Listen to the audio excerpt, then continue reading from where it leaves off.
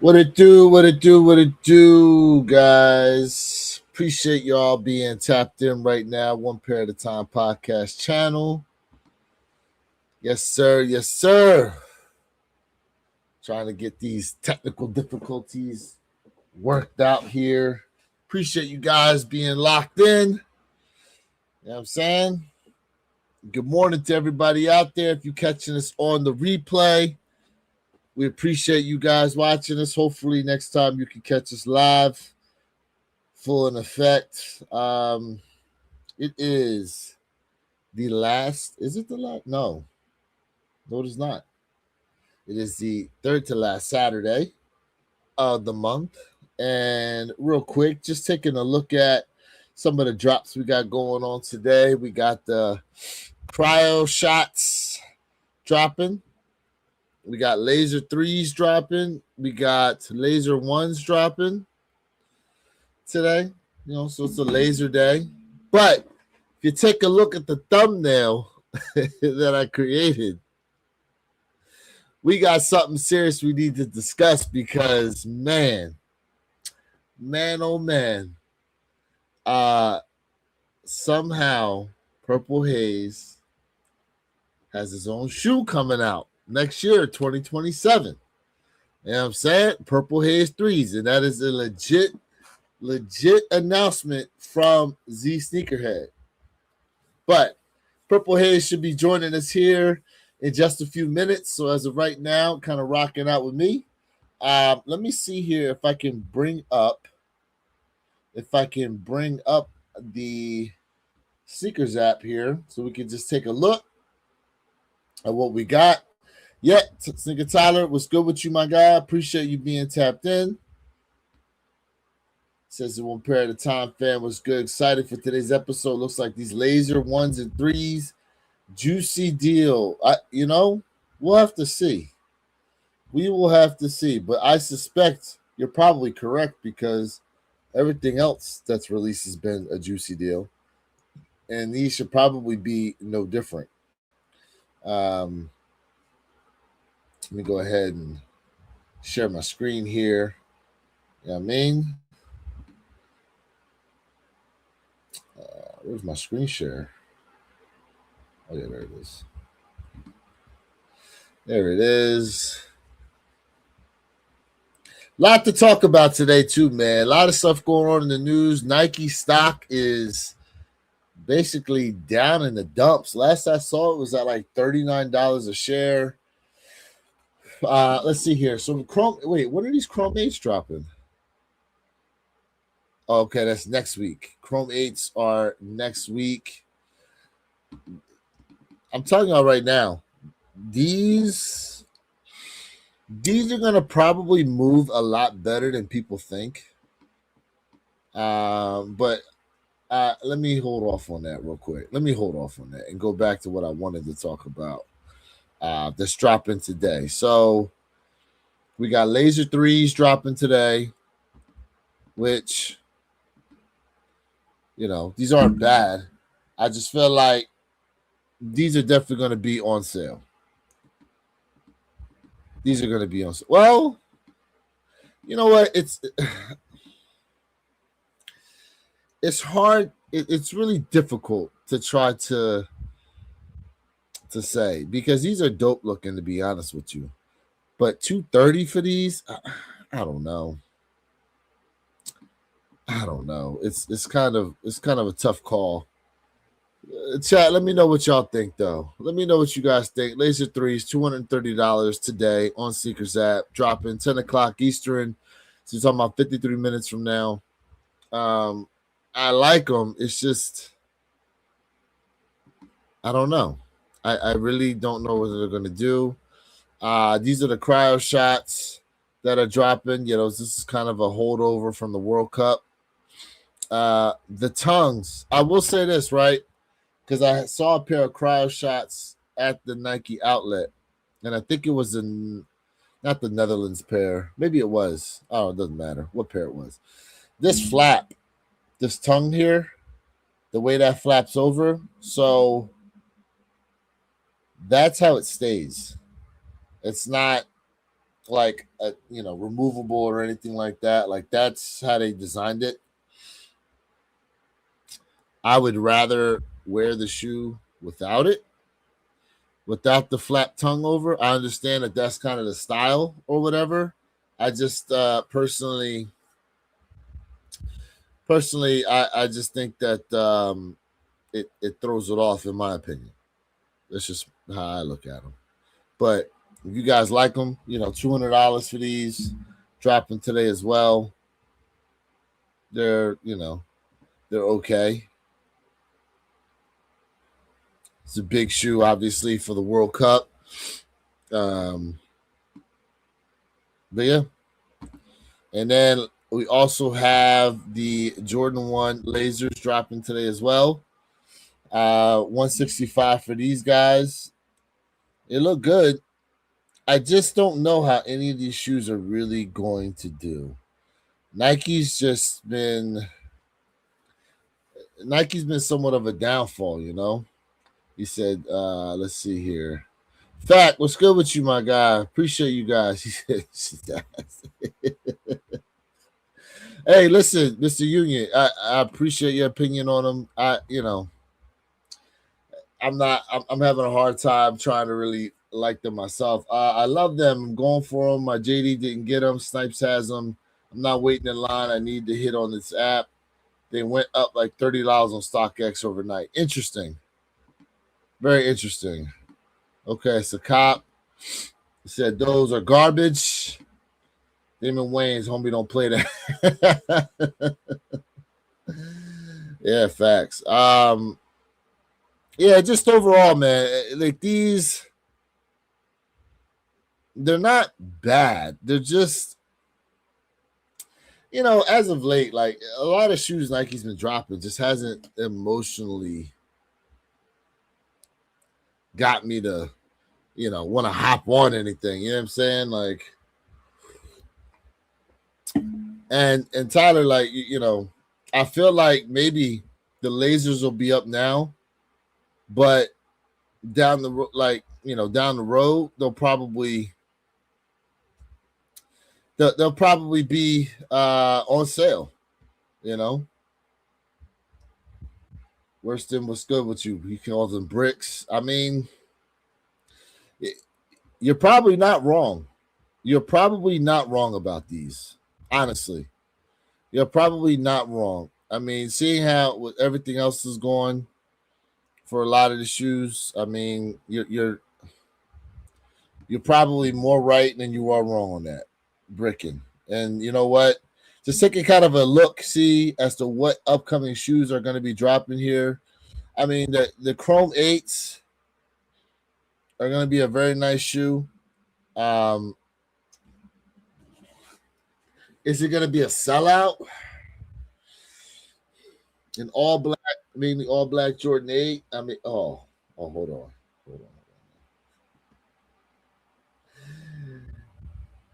Here he is, folks. The man that has inspired today's thumbnail. The man, the myth, the legend himself. Purple Haze in the building.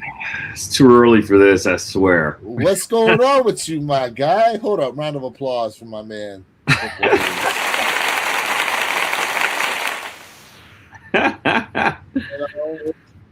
Shenzhen Perp.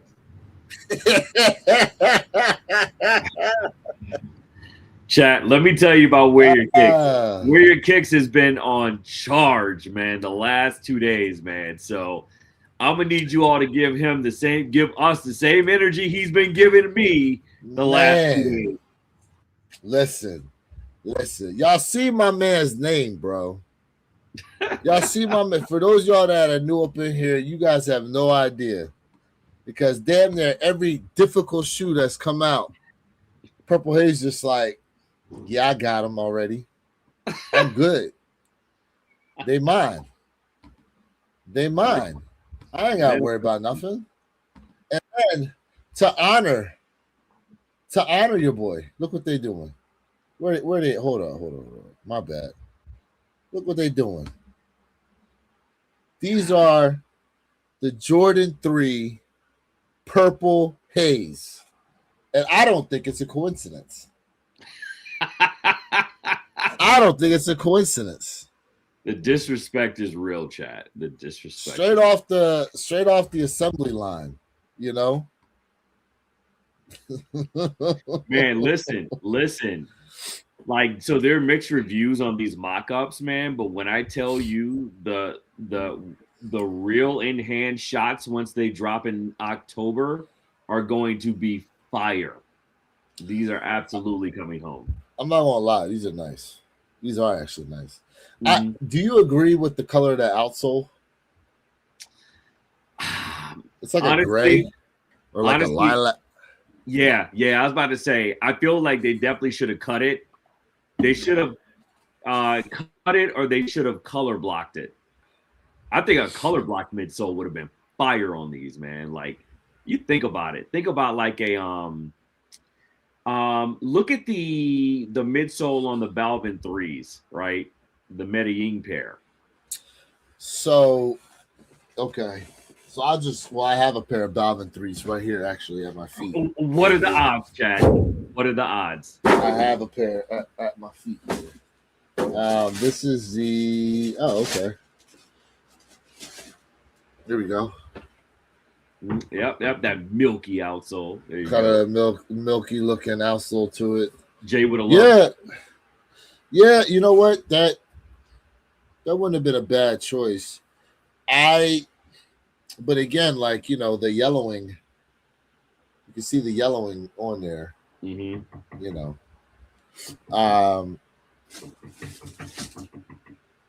Is that on your side? Huh? That knocking, is that on you? No. Did you hear that knocking? No. You did not hear. You did not just hear that? Voices in his head. No, maybe somebody at your door. Hold up. Hold on. Let me see. Hold on. Chat, this is what happens when you meet all of these women at these running clubs and you give them your information and you never call them back after the first date. They end up paying a visit to your house. So we're probably seeing something happen in real time on Where Your Kick side.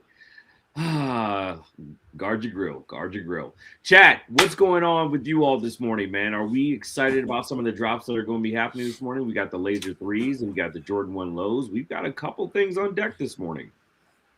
Yeah, I was talking about that. So there's a pair of cryo shots dropping and 2 sets of laser shoes dropping. I was telling the chat it was one of the young ladies from your running club knocking at your door. Nah. All right, let me tell you something. I ain't got no energy for that today. You had to make a late night Wawa pizza run last night. Ooh, those would be the best nights. Man. I had a wonderful day yesterday. Let's see here real quick. They are already under retail on Go. My man said, in the Netherlands, still available in the sneakers app. Okay. We appreciate you tapping in too, man. Really appreciate you tapping in. He said, nice brotherhoods in the background. Yes, sir. One of my favorite shoes. Yeah, man. Hey, you know I did a lace swap on those brotherhoods? What'd you throw in there? Pink laces. Pink laces in there. Yeah, I've got pink laces in mine. That's not a bad idea. Oh, trust me, it changes the whole look of that shoe. I'll send you a picture. I think the 3s are going to sell out. The Snipes is the only place in my area that got them. And I talked to dude. He said they started lining up at 9 in the morning. Man. But, you know, I was looking at and I couldn't really decide how the Laser 3s were going to move. Those are must cop assembly line 3s. Sneaker Tyler in the building. 3. Hey, you know Perk gonna have his. He gonna watch his be made.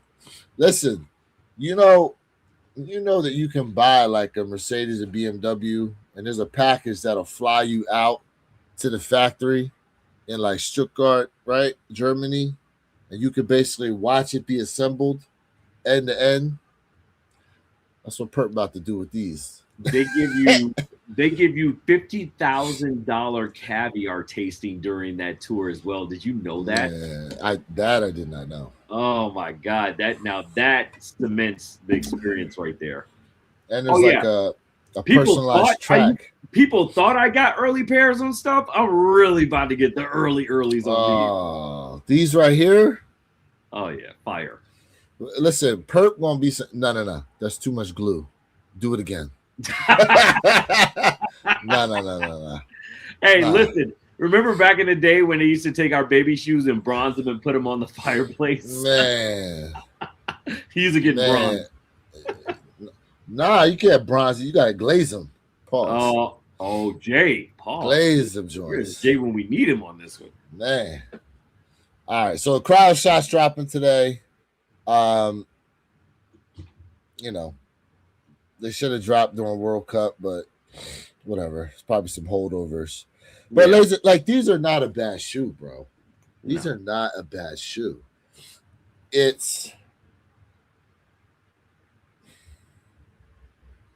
We're coming up on the fall. So perfect ball color. These obviously you can do a pink lace swap too. You can go pick up your matcha tea while wearing them. You could do let's think about this. You could do pink in these. Absolutely. Obviously brown. You could do brown. You could do a mocha color. You could do red with these. Red. You could do. I'm trying to think. There's so many different color combinations that you could do with these. I mean, they're very versatile. They're more versatile than you may initially think. What other colors go with brown? Like you could do olive green. I mean, you can do a number of different things. You could Travis Scott it. Could you use orange? It would depend on the shade of orange. Like you would have to do a more faded version of orange, but not that original Hunter's green. I'm sorry, that Hunter's orange. Like that would be too much. Like that neon highlighter type orange. Yes. You got to mute it down for sure. Jay Mural in the building. What's going on? Jay Mural, what up with you, my guy? Appreciate you being tapped in. And then we have the laser ones, which I'm not gonna hold you. I'm not too mad at this one. I'm really not. That's what I said. I don't hate them, but I don't necessarily love them either. Right. But I think that Papa Red on the Wings logo and the tongue tag is fire, though. You can swap red laces into these. Oh, absolutely. Unequivocally. Look, you can do sail laces. You can do red laces. You can do a number of things with these. You know what? I'd rather the 3s be this color block. You think so? I'd rather the 3s have this color block. But see, here's the thing, right? Whenever you have more material like the 3 does compared to the 1, and you run risk of doing darker muted colors, because then it just looks like you have like 2 big blocks on your feet, right? You want to be able to break it up. So what would you do with the elephant print sections, like the heel and the toe box? What colors would you make that if you kept it like this? I mean, look what they did with the heel and the toe box on this. Black it out. Now, but what kind of black is that though? Is that a canvas? What is that? It's like it's a leather, but it's not a smooth leather. It's kind of it's like legit. I mean, leather is a skin, but it's got like more of a skin feel than a treated leather feel. Gotcha. So this is the kind of where it could get scratched. It looks like. Right. But they actually may look better with that kind of worn look, though, when you think about it. Because I Mhm. have a few sneakers with like that type of finish, and they do look better the more you beat them up. Sneaker Tyler say gold laces. Look, if you put like gold leather laces in these, oh, that would slap. Yeah, yeah, it would.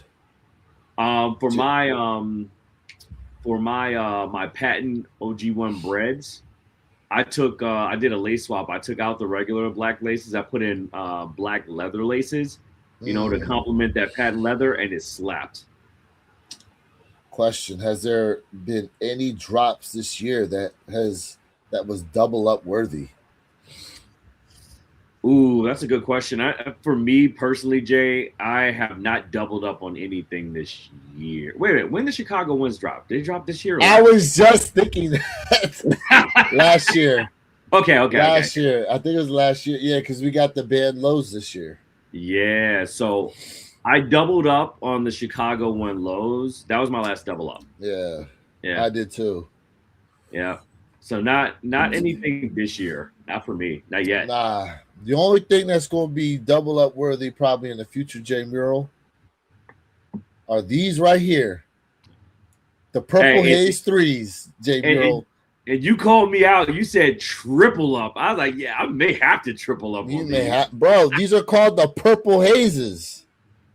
bro. The Purple Haze. I cannot wait to see what the in hand looks look like.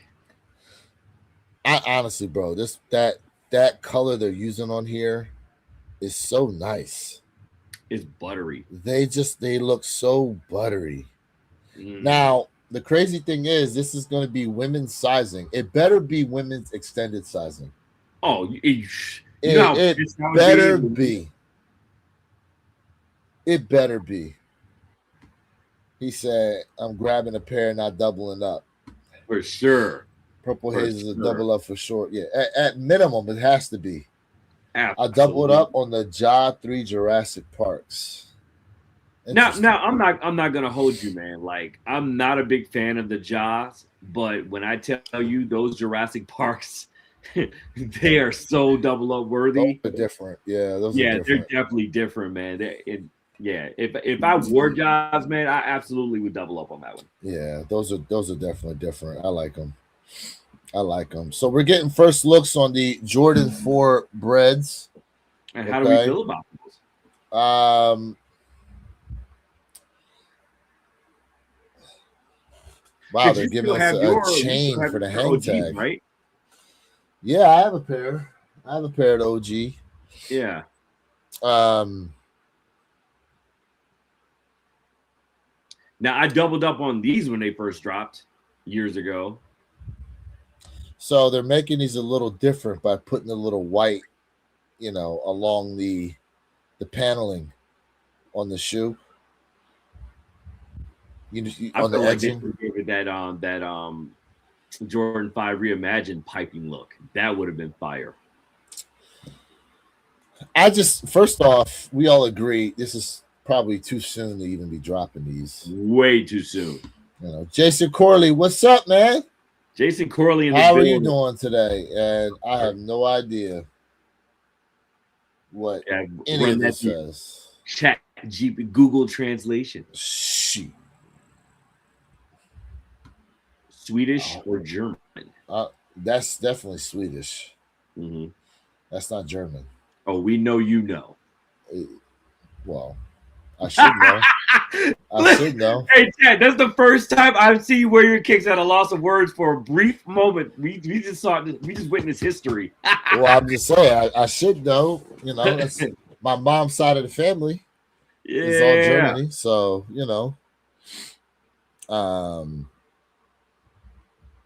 Oh, they're showing us the Space Jams too. I mean, are we tired of the Space Jams and they haven't even dropped yet? I mean, because there is so much hype about it. Yes. I feel like we have fatigue. We do have fatigue. If we could go all the way into November without hearing about them, I think we'll be fine. And what are these things? Light Army. These remind me of cave stones. I was about to say it's a washed out cave stone. It is. It's just a lighter cave stone. You know what they're doing though, right? Like I feel like they're doing the same thing with this kind of scaling and molding that they did with the White Lightnings, the Red Thunders, all that, and now they're coming out with the pink ones now. So I feel like they're just wash, rinse, repeat, cookie cutter with these. Like there's no originality. Oh, Norwegian. We apologize. Okay. So I was able to type this in real fast to see what it translated to, and it translated to I am Norwegian. Apologies. Thank you for joining straight from apologies. Yeah, I wish I had a way to. You know what? That's a feature they need. I need to be able to like copy and paste this, or StreamYard needs like an automatic translate feature or something. I feel a patch and an update coming 2 years from now on it. Yeah. So I apologize. I can't, I don't necessarily have time to type out exactly what he said. Let me see. Wait a tick. Let me see. Maybe. Let me see if I can use some AI to help us out. Oh. Let's see here. AI. Let's see. We're down here on the Gulf of America / Gulf of Mexico, sipping on coffee. Okay. Let me tell you something. So I said to Gemini, translate the Norwegian writing, and it did it. It says, "Hi, I wish I knew English. How are you today? What are you doing? I don't know if you understand me, but have a nice stream." We definitely appreciate that 1,000%, Turk. Appreciate that. And then afterwards he said, "I'm Norwegian, guys." So apologize for having the the wrong thought about where you're from. But we definitely appreciate you being here. Please go ahead, hit that like button. You know what I'm saying? Let's see what else we got. Space Jams are feeling like waiting for GTA 6. I'm losing hype. We down here on the Gulf of America, the Gulf of Mexico, sipping on coffee this morning, setting up for a car show. Ooh. Yeah. Okay. No, Okay. And we got one more here. From Turk. Let's see if it'll. He said, "Thanks, guys. I subscribed and liked." Bro. We appreciate you so much. Bro, let me tell you something, man. Coming in, vibing out with the crew. That's crazy. I thought to use that real quick just to see. That's pretty dope. Technology innovation at its finest, folks. In real time. Yeah, definitely appreciate you being here. Okay, well, now we got ways of doing things. I could try to teach Jay how to do that, but I feel like we don't have enough time. like he'd have technical difficulties with that. Yeah, shout out to Jerry Elevate though. Yeah, man. Where is he at anyway? Is he on a trip? Yeah, he's out of the country. Oh, that's right. He's in Brazil. Yeah. That's right. He's down in Brazil. Shout out to Jay Elevate. Ticatala Radio with the click that thumbs up. Yeah, man, run them likes up. We appreciate it.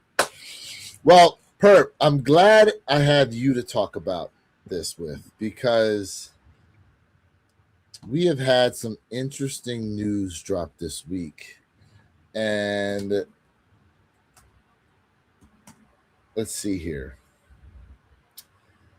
Do you currently know what Nike is trading at? I do not, but I would imagine it would have to be around $43 to $47 a share. So they are at $40.76 is what they closed out at. Yikes. Ugh. And I forgot what the percentage drop was. It was almost a 70% drop since their peak in 2020. 2020 was the peak of their stock. That's crazy to think about. A 70% drop in stock price You would think this company is going out of business. Yeah. But they're not, because they're still racking in more money than all the other brands. But, you know, when you look at like Adidas stock price here, 154 a share. Mm. You know, the other brands all had record years last year. Yeah. Record years. He said, I will translate to English from now on. I appreciate it. Appreciate it. Here, okay. I've seen this question get posed all the time, but no one's got a real answer. Seeing as how what's happened with Nike and where the stock price is and all that, what would you actually do to bring back investor confidence and demand for the brand in order to raise this stock price back up? I mean, that. And take your time answering, bro, because it's a lot. Yeah, I was about to say the complexities outweigh the question almost when you really. Okay. Well, then let's have a discussion on it then. That's the real reason why they're here. You have to think about things in two aspects, right? 2D and 3D. Mm-hmm. 2D being your US markets, right? 3D being the global markets. You know, egg distribution, I don't know if that really makes sense to certain people. So when I say egg distribution, you have to look at companies that are taking their investments and they're putting them in one basket. You ever hear the expression putting all of your eggs in one basket? Correct. So your investments are your eggs. So you have to distribute your eggs, you know, at a very balanced, you know, rate distribution wise, both locally and globally. And a lot of times we'll see companies, they kind of are desperate to raise that stock price. They're desperate to restore the confidence in their board.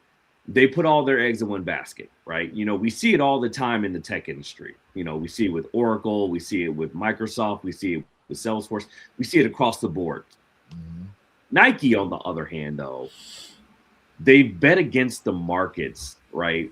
They bet against the markets because they, in 2020, like I was just saying earlier, they were riding high. It was their highest stock price in like almost 10 years, right? But what they weren't really considering is how that momentum would shift in the next 6 years.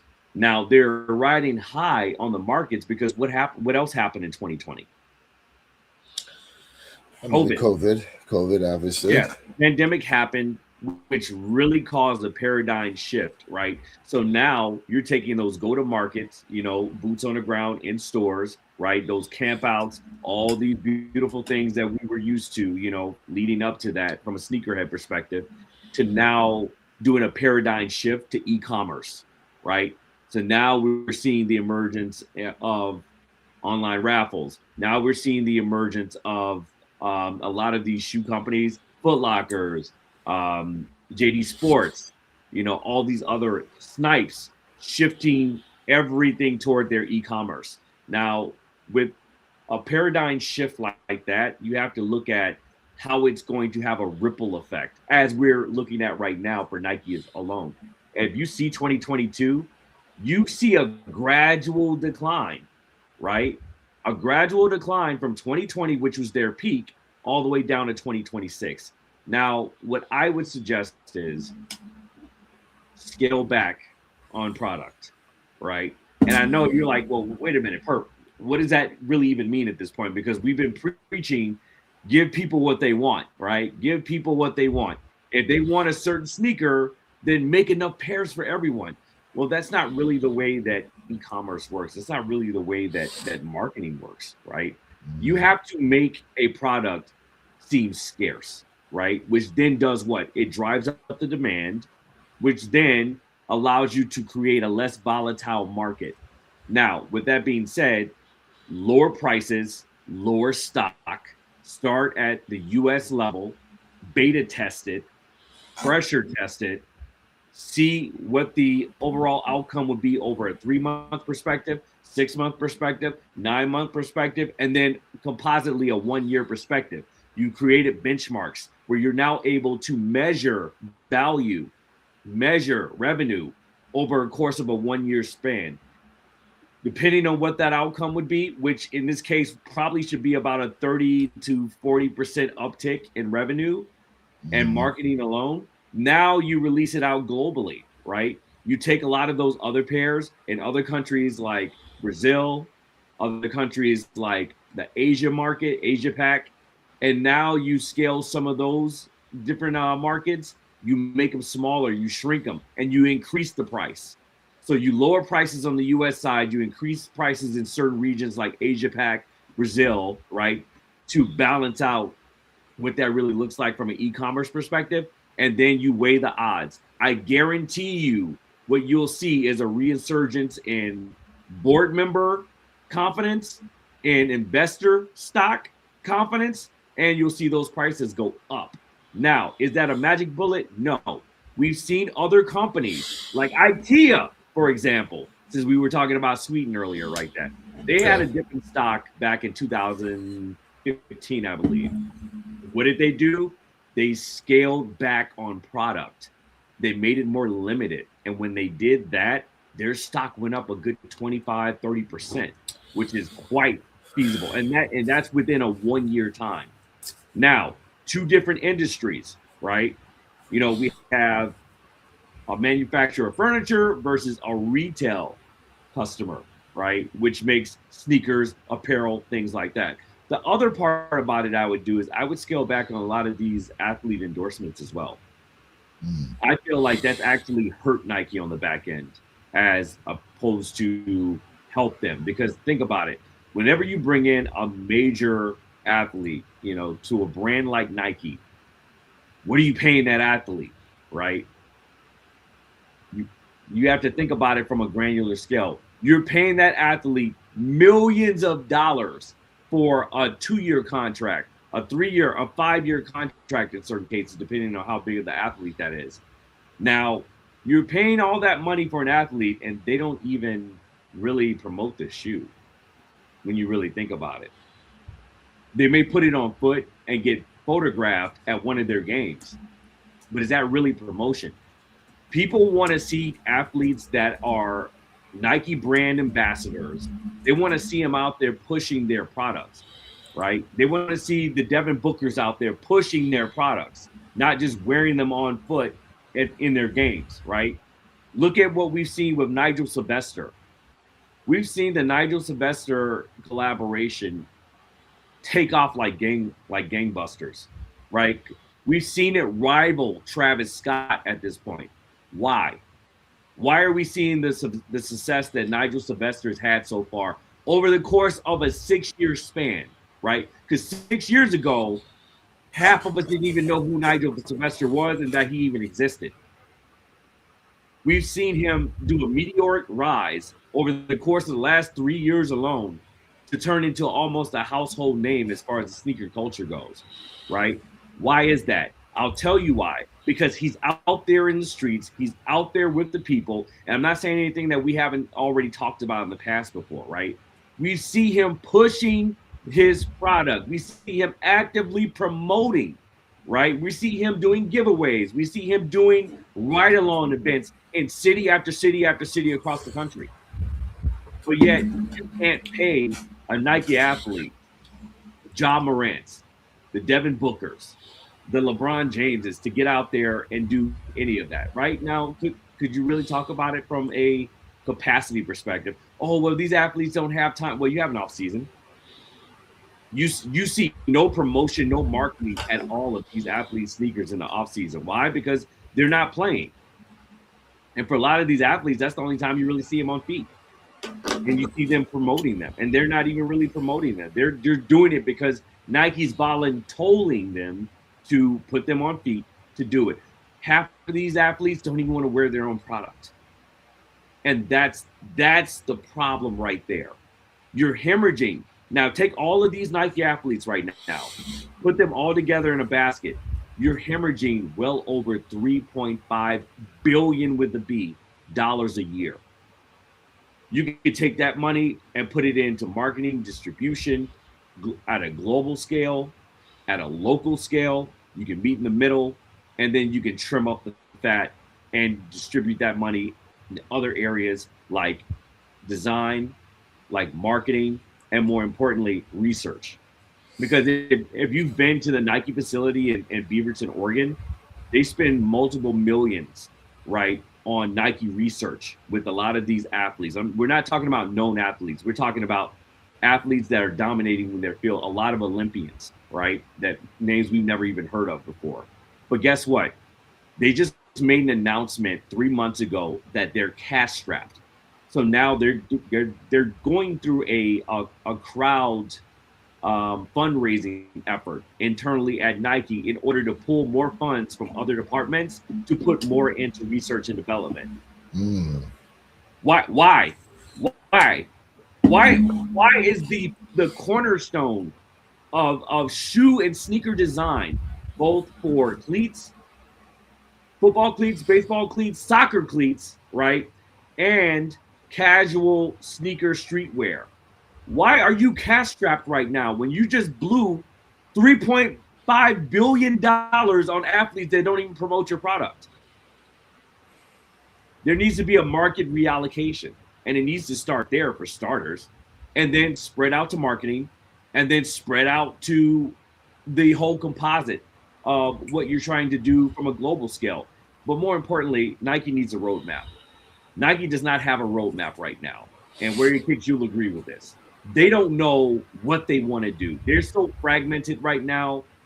It's not even funny. You have a lame duck CEO, right? You have mass layoffs. You have the sunsetting of Sneakers app, right? Which has been probably one of the most controversial propaganda tools that Nike has actually created over the course of the last, 6 years?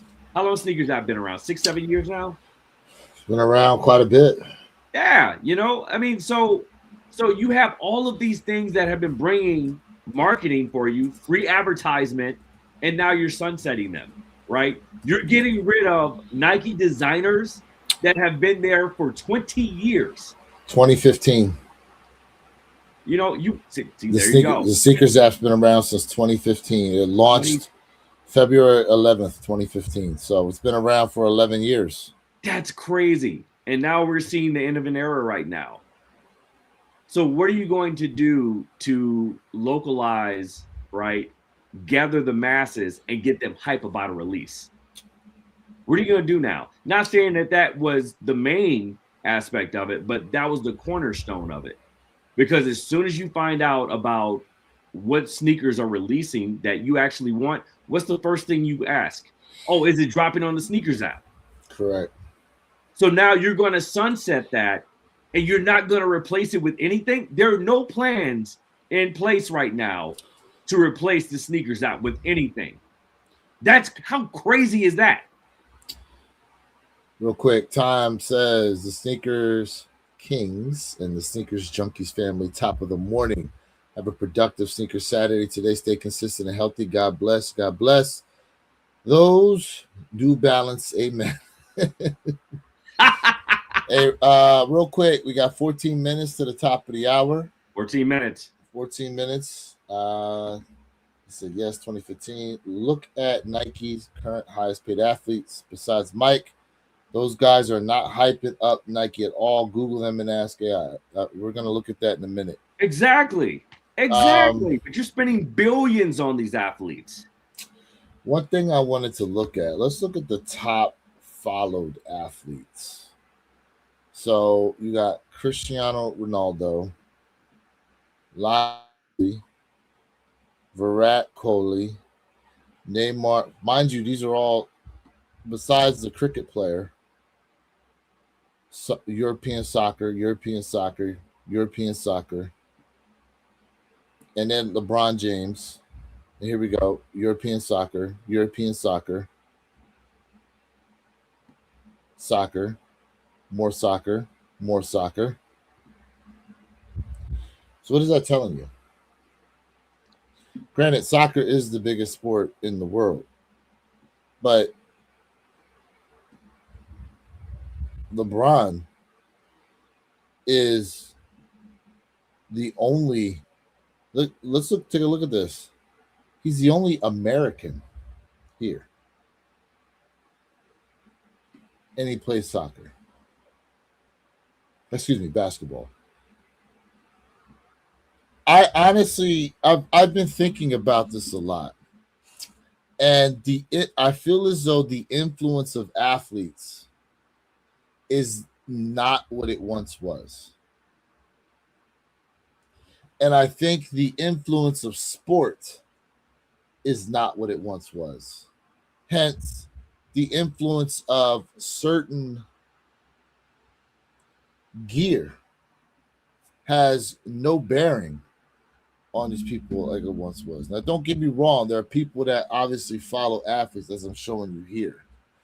But you got to think, in the entire world, there's a lot of countries who are watching soccer like that, and they're out there playing barefoot in the dirt. They don't care what the gear is. They don't have any gear. They just have a soccer ball and whatever hand-me-down clothes they have. You know, there was a time where, at least with us growing up, we had identity through the brands we put on. Mm-hmm.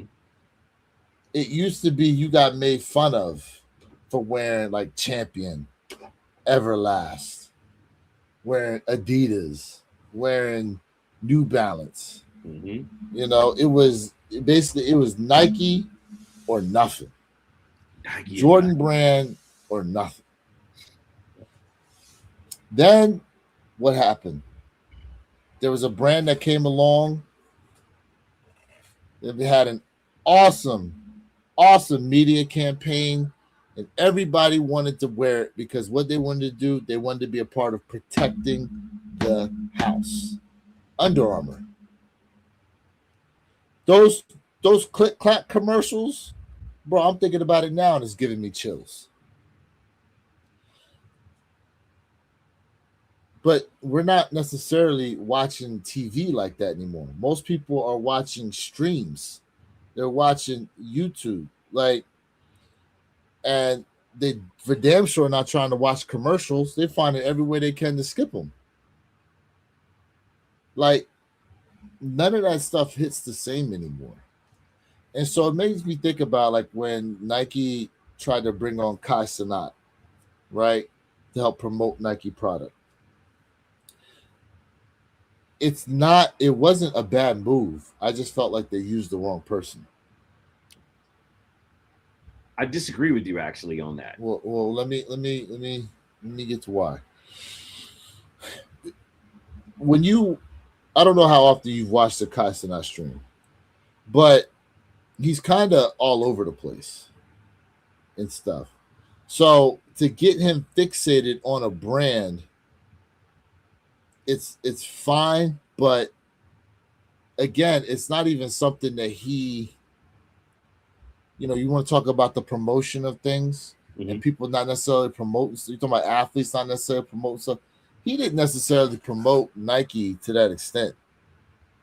There are people that follow him, yes, that want to wear the same thing he does, but imagine like some of these lifestyle channels, like for example, like there's like these women lifestyle channels or these women channels who are like moms and they're talking about stuff they do with their kids on. Like, imagine you had a person like that signed to Nike to where they can specifically talk about, you know, what they do on a day-to-day basis, how wearing the clothes helps them because when they're running around with their kid, it's like, great to know I'm wearing something that'll allow me to stretch, bend, and all this. And I know that, you know, it's going to help me keep it together when I'm having to chase my kids around, run all these errands. And I got these really comfortable shoes that Nike sent me to try out, and these are really good. These maybe not so much. You know, I really like the color and neat. Like, bro, like I'm trying to tell you, like that type of just direct talking a product to people who are kind of doing the everyday, day-to-day thing. And there's so many other women that consume that type of content to where they're going to get influenced by that and go, oh, you know what? Damn, Nike's out here supporting moms, trying to advertise these comfortable shoes for busy mothers. Like, that is easy advertising right there. Easy influence. What's something they talked about earlier? Nike's having a hard time selling basketball shoes because the athletes are not as popular anymore. That was a real talking point just a few weeks ago. So the evidence is kind of there that the athlete is not the influencer they once were. In terms of turning Nike around, a lot of this is the feel of wanting to own Nike product. It is. It makes no sense. Adidas sells the same kind of products. They don't necessarily have the pedigree of shoes and the stories backing a lot of these shoes that Nike has. And yet, look what their stock price is. Their stock price at this point is damn near triple what Nike's is. Why is that? Because Adidas invests way more in soccer than Nike does. Maybe, but you know, a stock price being where it is a level of investor confidence for the direction of the company. Nike's direction of the company has changed a lot.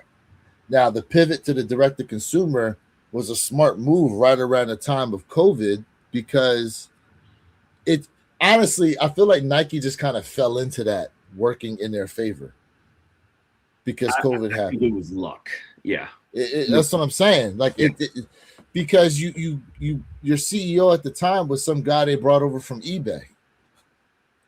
And so he was really focused on building up their internet presence and what the internet shopping experience would be for people, right? Not necessarily focusing on the foot traffic that was happening in a lot of these stores. And again, it lucked out because of the COVID situation. Let me get some of these comments here. I don't know the last LeBron James Nike commercial I've seen. Exactly. I'm going to keep it 100. I'm so tired of seeing a million soccer jerseys on Nike app. I mean, and you know what? As an American, it makes sense.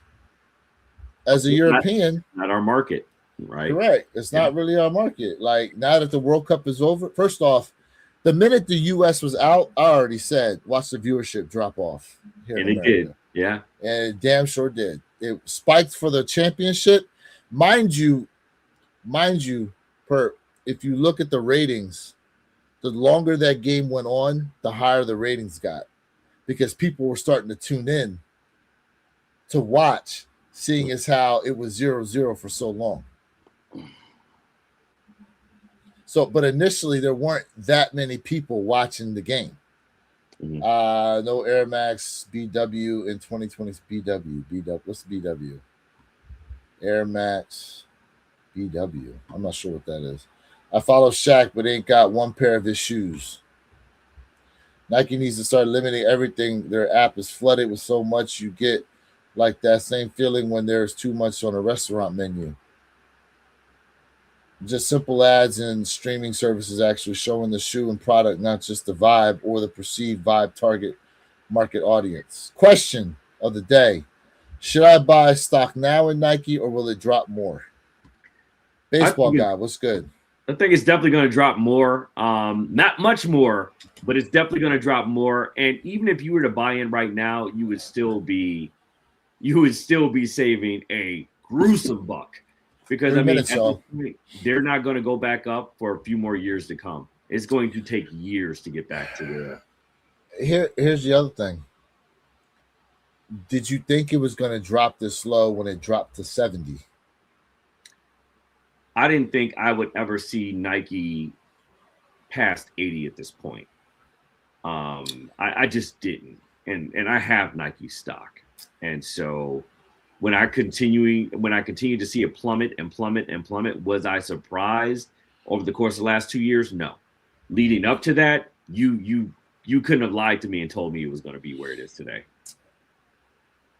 So Jay Muro, it's all about, I mean, to try to wait for it to drop even lower. Based on what's going on, there's a high possibility that's going to happen. Matter of fact, it was at $38 earlier this week. It was lower. It shot up like late Friday to close out at 40, but it was as low as $38 at one point. Will it drop again? Probably. Next week, aren't they releasing their quarterly report to their investors? Because this should be the wrap of Q2. Let me see. Yeah. So Jay, whenever they make those quarterly report announcements to their investors, that's public, you'll see it shoot up a little bit shortly after that. All right, here we go. Nike is expected to release its fiscal 2027 first quarter financial results in late September 2026. Okay, so estimated around late September based on historical patterns such as September 24th or 29th. Okay, so next month. Yeah. So here we go. So it's showing. Let's see here. Let's take a quick look. It shows here Q1 results late September, Q2 mid-December, Q3 late March, and Q4 is June. That's interesting. That okay, because most companies are wrapping up Q2 at the end of this month. It's interesting. Mm-hmm. So they're behind a quarter. They're behind a month and a quarter. Okay. Yeah. Yeah, like to me, a couple more comments here. Kadisha, oh sorry. The BW is the second Air Max. The last release was the Air Max BW Los Angeles and Rotterdam. Mm-hmm. Okay. That's a good question. Have you guys participated in this GOAT app drops recently? No, Perp, you brought something up about those GOAT app drops. I have not got in there at all. Yeah. About them. I feel like Sneaker Tyler, whenever you see these GOAT app drops that drop randomly around August, it's just overstock. They're just trying to, these sellers are trying to get this overstock out. That's all. And it's the perfect way to clear it. What up, fellas? I think every cryo shot and soccer jersey sold in the U.S. is kind of gravy for Nike. World Cup was probably a real blessing for them. I mean, it was. Now, mind you, 2027, Nike will become the official team sponsor of the German World Cup team. Do we feel like this is too little, too late for Nike? No, because it's just going to expand their European footprint. So it's a hell of an uphill battle, though, to go against Adidas, though, which is the cornerstone. Yeah, but for the brand's country team to drop them for the competitor, that says a lot. Well, that says a lot. That says a lot. That just means you're paying off the right politicians, the right people. Nike paid a good amount of money for that. Mm-hmm. I mean, look what's happening right now with ESPN and all the people that they just got rid of just so that they could pay. What's the Big Mouth? Name? Yeah. Yes. Hunter. Yeah. That wears the tank tops all the time. Yeah. God, I hate that guy. I can't think of his name, and he went to my damn college. Yeah, he was a kick. He was a punter for no kicker. Sorry, he was a kicker for them. I can't think of the name, but he. What was the NFL team he was a kicker Colts. for? The Colts. Yes. The Colts. I can't think of his name. I see his face. I can't think of his name. Doesn't matter. I mean, look, like Nike does have a problem with how much money they're putting out and trying to sign all these people. And someone brought it up. Let's look at the highest paid athletes signed to Nike. Okay. McCaffrey. Thank you, Rob. Yes, thank you, Rob. McAfee. Pat McAfee. Thank you, baseball guy, and thank you, Rob. Okay, so he was a punter. That's what I thought. Okay, thanks, baseball guy. Yeah. All right, let's go here. All right, so we've got obviously Michael Jordan. Now the thing is his shit's different because he gets paid. What is it? $2 for every Jordan shoe sold, every piece of Jordan apparel sold. Mm-hmm. Isn't he makes money off every piece of it? Thanks to LeBron James. I didn't realize he signed a lifetime deal in 2015 valued at $1 billion, which includes substantial active career annual bonuses and a signature footwear line. Mm-hmm. The problem is his shoes sit. Like, okay, here's the issue with LeBron James. Okay. Well, first let's look at this. Mike's shoes, for the most part, have no issue in selling. Would you agree? Agree. Okay. LeBron James's shoes, every one of them damn ones. Oh, shout out to Fat. Said he got his size 11. It is 10:04, guys. Damn, we missed it. So, did you get the Jordan 1 low or did you get the 3? He won the 3s. He wanted the 3s. Okay, perfect. Good cop. Yeah, let us know. Good cop, Fat. Good cop. Most of LeBron's shoes, most of them are at the outlets. So Nike is not making the money off of them that they want. So what do you think they're doing in order to pay him? They're definitely pulling money from other parts of the company in order to fund this stuff. They have to. Here goes another one, Cristiano Ronaldo. First off, what do they drop of him?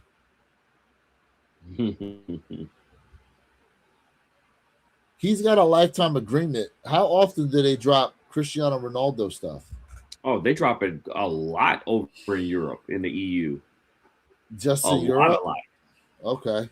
Yeah, no, the EU, he's got it cornered. Okay. Yeah. So it's EU only drops. Okay, that makes sense. Yeah. That makes sense. I didn't know Kevin Durant had one. When did Kevin Durant get a lifetime? I never knew. I knew LeBron did, obviously, because that was very well televised. But I never knew that Kevin Durant did. But look at this: 1.3, 1 billion, 1 billion, 1 billion. That's what is that? That's 1, 2, 3, 4. That's 4 billion. Tiger Woods is no longer there, so we can't even use that. Okay. Let's take a look here. Nike paid athletes. Let's just take a look at this. A very comprehensive list. Let's see. So we've seen these guys already. Mbappe. All right. So look at this. Roughly 80 million to 170 million.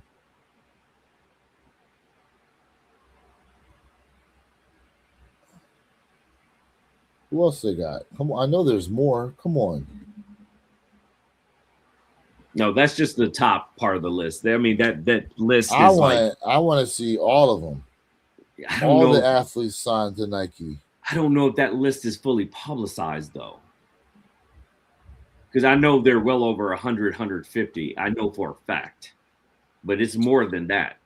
Because you got to figure you got skateboarding, but like track and field, Snowboarding, you have everything. Skiing, here goes some more. Here we go. Look, Asia Wilson, Aaron Donald, Adriana Leon. It's not the whole list, though. The whole list has got hundreds on there. I'm just saying. Let's look at all these athletes that are getting paid money by Nike right now. And matter of fact, Aaron Donald, he don't even play anymore. He's retired. Yeah, but he's about to come back. Yeah, I heard about that. Yep. I heard about that. Look at all these guys. Mr. Glass. Look at all these.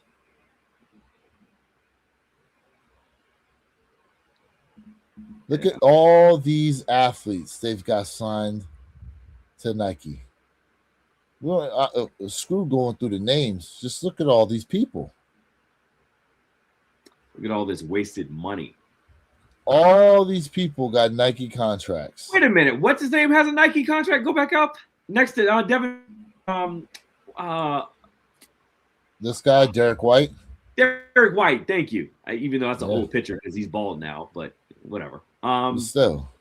How do you get Derek White? They're just passing out Nike contracts like candy.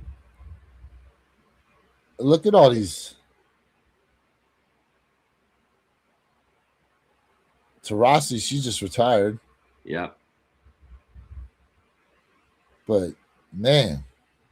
Listen, so here's the life, here's the cheat code for marketing with these Nike athletes. Bro, so they got figure skating. Figure skating, bro. Oh my God. I'm telling you, you get a contract. You get a contract. You get a contract. But look how many athletes we've ran through. Look at all this wasted capital. And I'm telling you, it's Kyrie, he's not there anymore. We know that. This is yeah. But damn.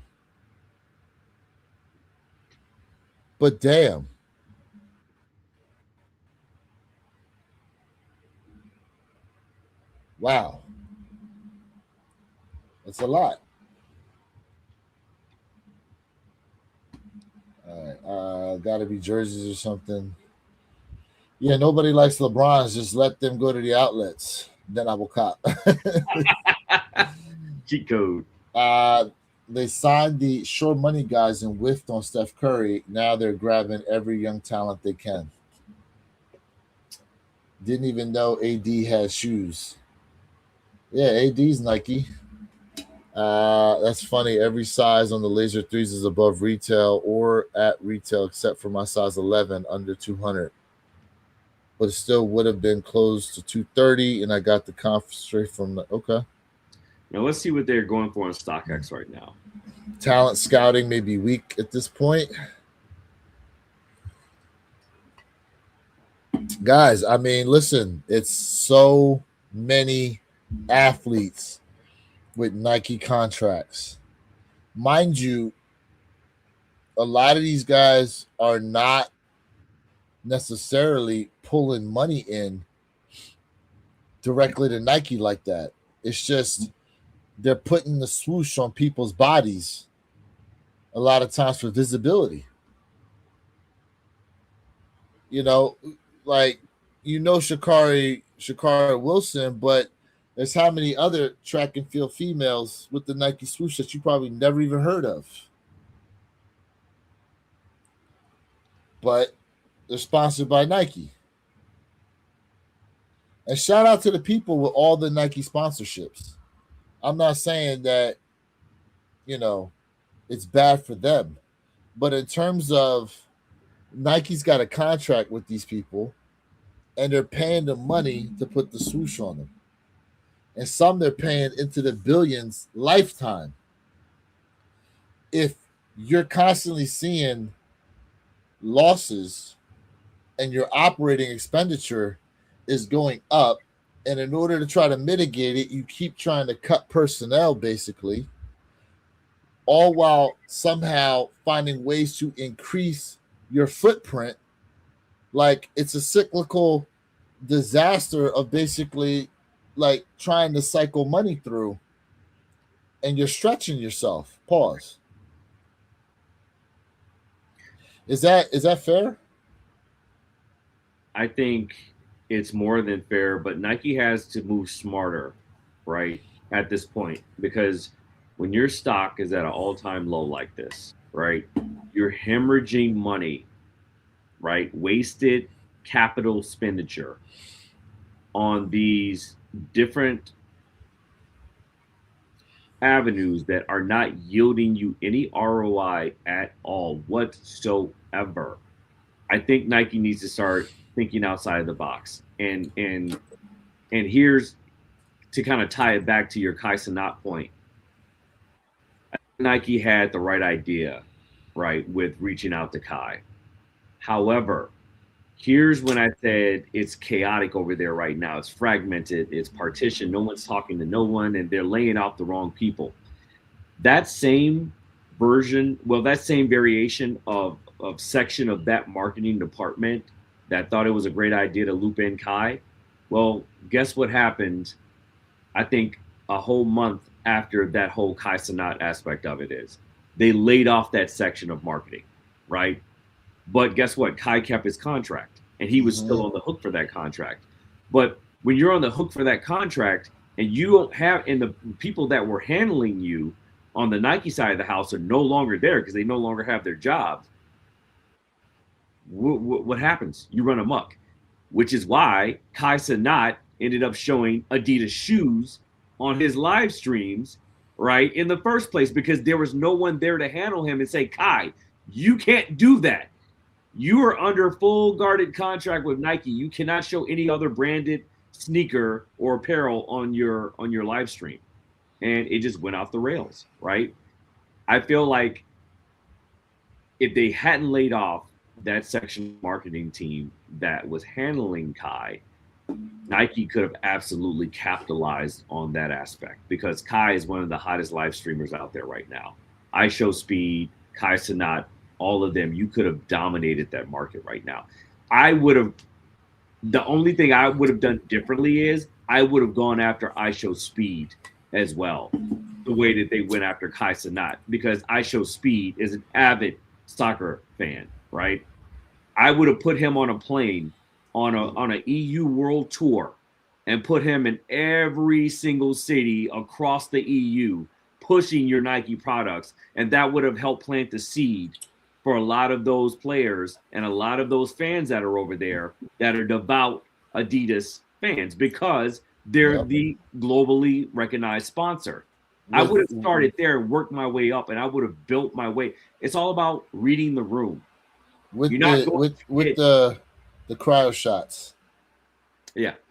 With the take that would have give out a bunch of cryo. Yeah. Go out, give away some of the cryo shots or whatever in those areas with IShowSpeed. Facts. And right now, we've seen that on the average, he has almost 47 million subscribers on YouTube alone. We're not talking about Twitch. We're not talking about any of these other platforms right now. Nope. You strap a Nike rocket to him and point him to the EU, billions.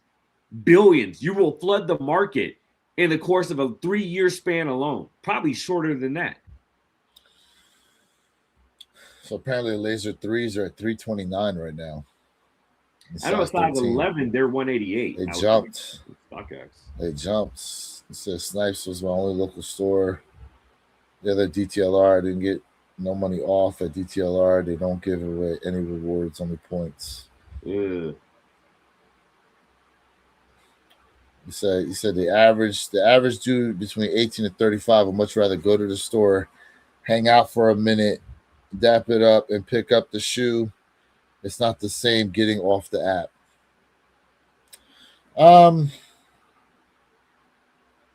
Yes and no.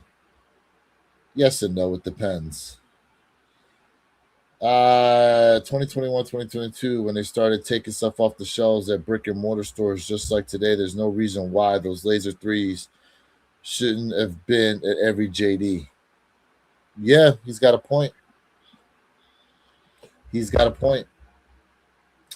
I think you're right about that. Like send Castanot on a, you know what, or a city to city tour within the US, right? Because all these fans from all these different countries were coming to the US to watch it, and they could have done those little pop-ups with the cryos, you know, maybe offer fans like a special, some type of special, I don't know, I some would have type of done it special thing for them. the way they run All-Star Weekend, right? I would have, much to your, I'm absolutely 1,000% in lock and step with you with that. Do pop-ups and then add shock drops at different cities as well, right? Across the, and that would have gotten the people going. It really would have, but it was missed opportunities. But you fired the team, whoever came up with that genius idea to then loop in influencers. Because when you think about it now, influencers are more popular almost than seasoned actors. And here's the other thing. You know, a lot of Nike product costs more outside the US too.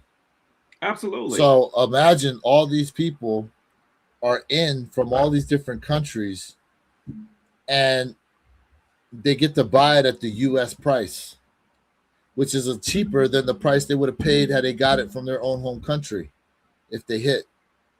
So it would have been a bargain for them. It would have been a bargain, you know. It's a lot of missed opportunity.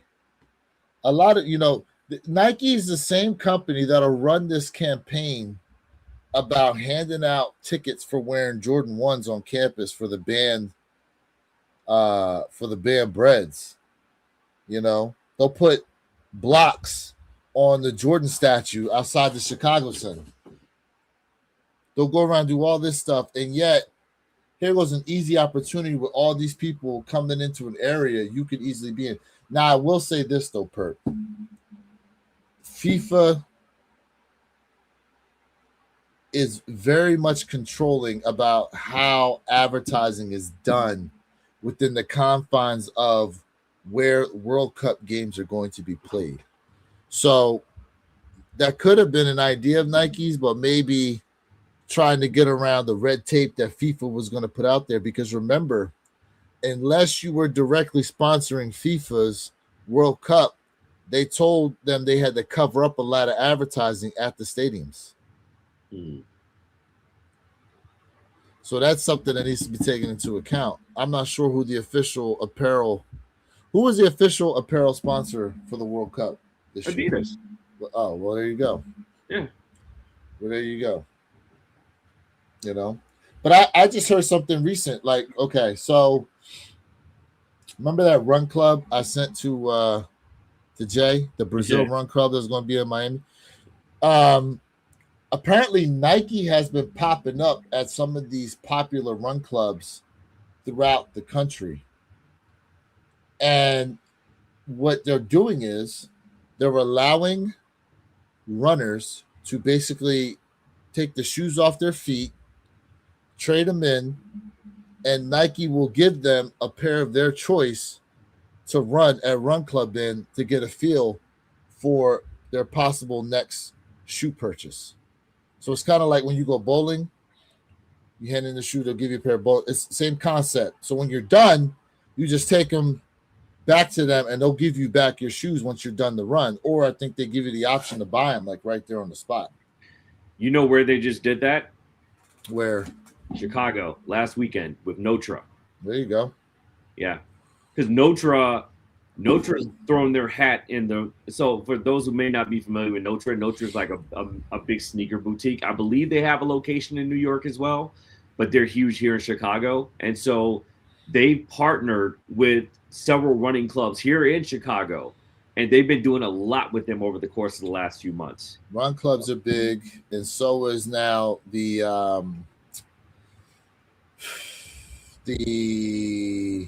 not the triathlete, the hybrid athlete.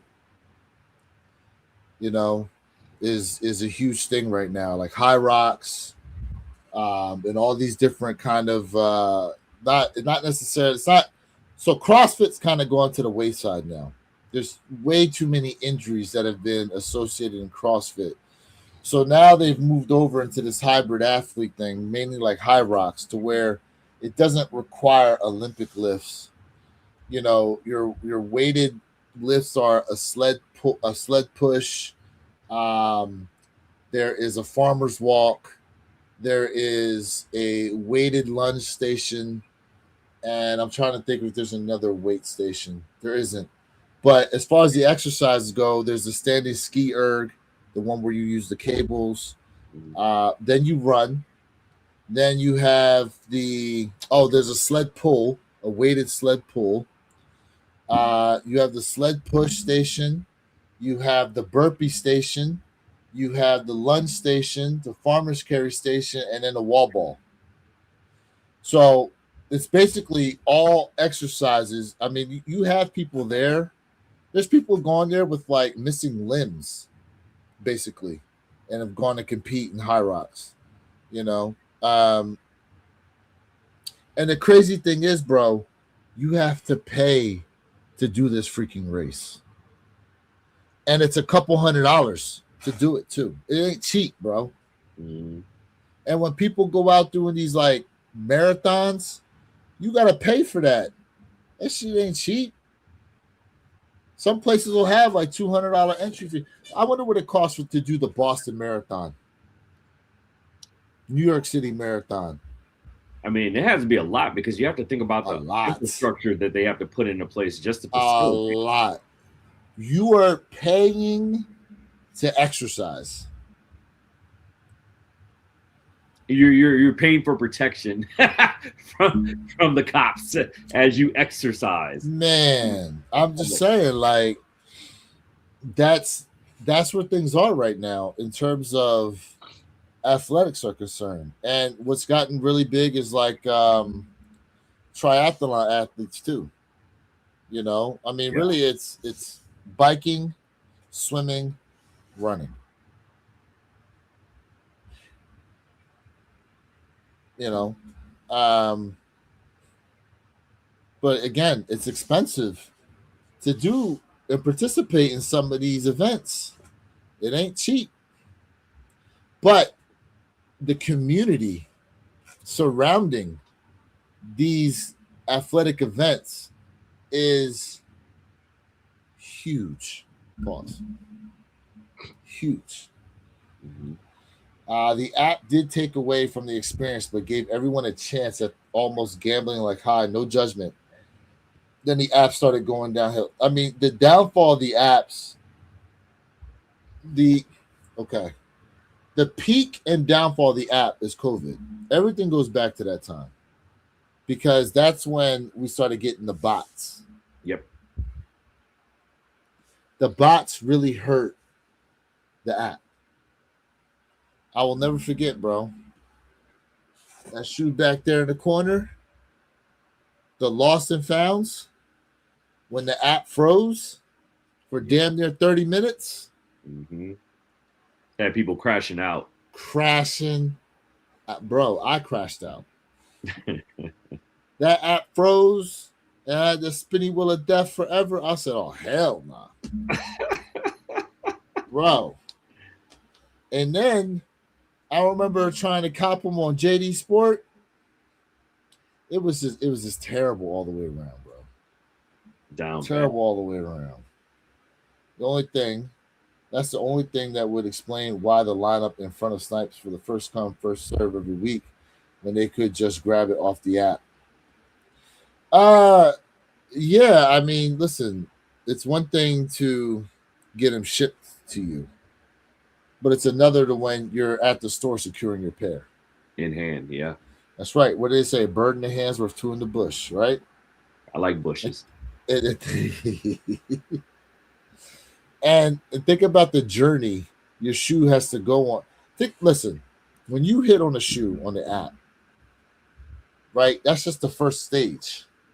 You still got to get a tracking number. Then they got to get shipped. Then they got to make it to your house undamaged. You got to beat the final boss. Right? And beat the final boss. Versus, oh, I got my parents' store. I just got to go get them. Neighborhood Superstar Wayne, what up? Laser 3 sold out. Let's see. Nike did that back in 2000. Run Club shoe swap. Well, it's back. It's back. It's back. And the high heat drop experience has turned into the worst. First, the sneakers got backdoored, cutting you out. Then the apps feel like a bouncer at the club telling you you're not on the list. Yeah. I commend them for trying, but there's too much BS that would happen. It's like the same accounts would constantly hit every time versus you never get the hit on a high heat shoe. And then you don't, and then they tell you? Oh, the more time you spend consuming content on the app, the better your chances are going to be to hit on a shoe. Which is crap. But if you remember, we had Sneakerhead on a budget on here. And he said he found the less time he spent on the app, the more he got the hit on the rare pairs. Mm-hmm. Purple Haze, what do you think about them stealing your name for that Jordan? Nah. Steal his name? That's homage. They're paying tribute to your boy. Do you know who this is? Hold on a second. Baseball, do you know who this man is, bro? Do you know who this is? This is Purple QL. This is no guy. Footwork perp. I think Baseball Guy wasn't around during those crazy, like super ultra hard cops to get back. This is Shenzhen perp right here, bro. This is assembly line Purple Haze. Oh, this man. is, bro. We've had some good times. My man said footwork. I don't need no footwork. Footwork.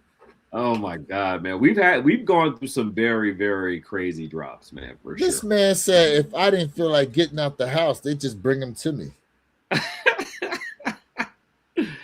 Oh my gosh. Sometimes he gets them right off the assembly.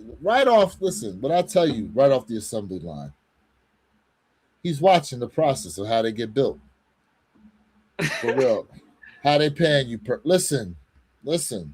He getting the Michael Jordan $2 per shoe sold. Man, listen. I need to be trying to get some sub deals here. I need to get a lawyer. Man, I saw those, bro. The minute I saw the shoe, I thought of you. And then I saw the name, and I said, oh, hell no. I threw my hands up. I said, he is not beating these allegations today. Oh, my gosh. The bat signal went out quick. He is not beating these. Matter of fact, where's that picture at I made? Where's that picture at? Yo, so y'all, hold on a second. So y'all know this picture. Hold up. Y'all know this picture, right? Y'all know this picture, right? This is, looking down on the less ends. Okay. Looking down on the less ends. Yo. Hey, yo. There he is, looking down on the less ends.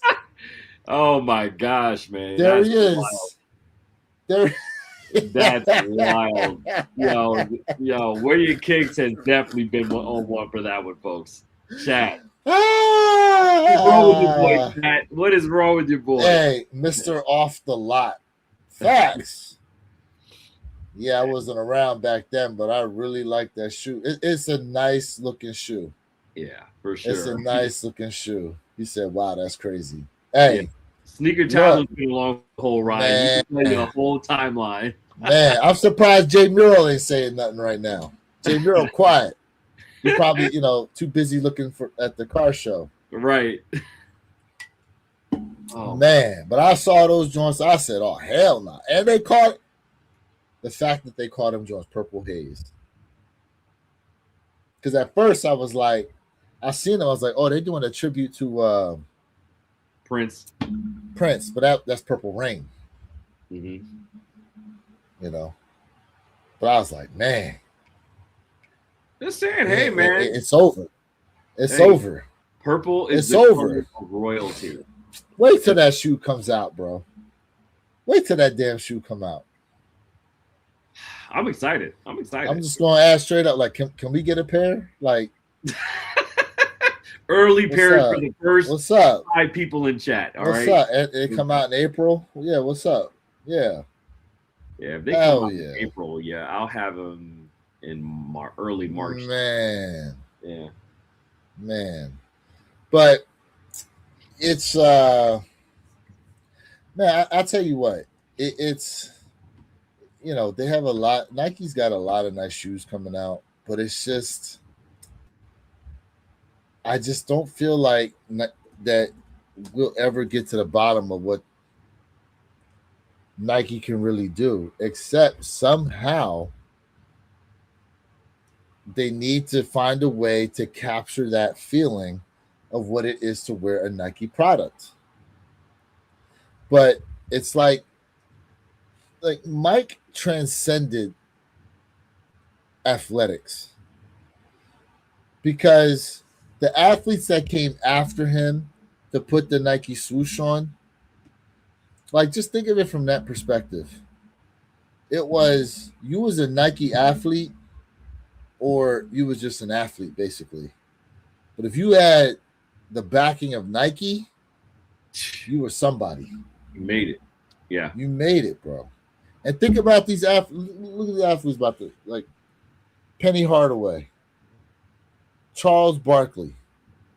You know, you had Tim Hardaway, and a plethora of other guys you could name, even on the football side, like Barry Sanders, Bo Jackson. You know, all these athletes. But Deion Sanders, the only athlete, by the way, to win a World Series and a Super Bowl. Crazy. Deion, Ken Griffey Jr. Like, bro, like you name these athletes and you automatically get an image of your mind of like guys that were just transcendent in terms of athletic footprint, right? But now, do you think social media has hurt the modern athlete? Social media has disrupted everything. But do you think it's hurt them? Absolutely. Absolutely. I think so too. I think part of the problem is we now have so much access to these guys that there isn't necessarily that much of a separation of church and state. Like, okay, for example, Klay Thompson and Megan Thee Stallion were dating. There's so much to be talked about with them because of social media. But back then, like, your social media was like Access Live. You remember that show where they used to talk about what's happening amongst movie stars and athletes, the elite? It was a TV show that came on. But now you've got Twitter, Instagram, you know, Snapchat. You got all these platforms basically to look into what's going on day to day with a lot of these athletes, and these athletes are talking and being involved in all these shenanigans and shit like that. Like, I can see it having a negative impact on just the level at which we saw them originally to where they are now. Yeah, absolutely. But I feel like, and this goes back to the points we were both making earlier, like social media has turned the influencer into the new celebrity. Because I mean, look at what's his name, how he's just skyrocketed to Drewski, right? Bro. You know, look at him now. Like, he's hosting award shows, he's in movies, he's everything. This is a guy that started out just doing skits in his basement. Bro. Drewski. Like, say what you will. That man's doing it right now. Mm-hmm. Bro, that skit he made on the church. That skit he made about black churches. My God, bro. Yeah, I mean, he wasn't lying. Or mega churches. Mega churches. It wasn't just black. Mega churches. Uh-huh. I mean, he wasn't lying, but damn. Yeah. Went to the stratosphere. The controversy that created. Yeah, there was a lot. He got a lot of people coming after him for that too. It was crazy. Well, that's because it ruffled a lot of feathers. He was getting death threats. I'm like, you're in a church. How are you giving people death threats? They were so mad. Which further perpetuates the mediocrity. They were so mad. It's just wow. It's so contradictory. So mad. Like, bro. And let's look, like, some of the top social media influencers just were talking about it. I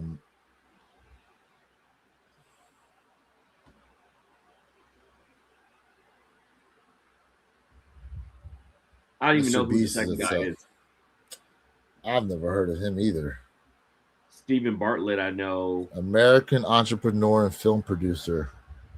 Founder of Darman Studios, a video production company that creates short scripted videos primarily distributed on platforms such as YouTube. The content is aimed at young audience and often includes narratives with moral lessons.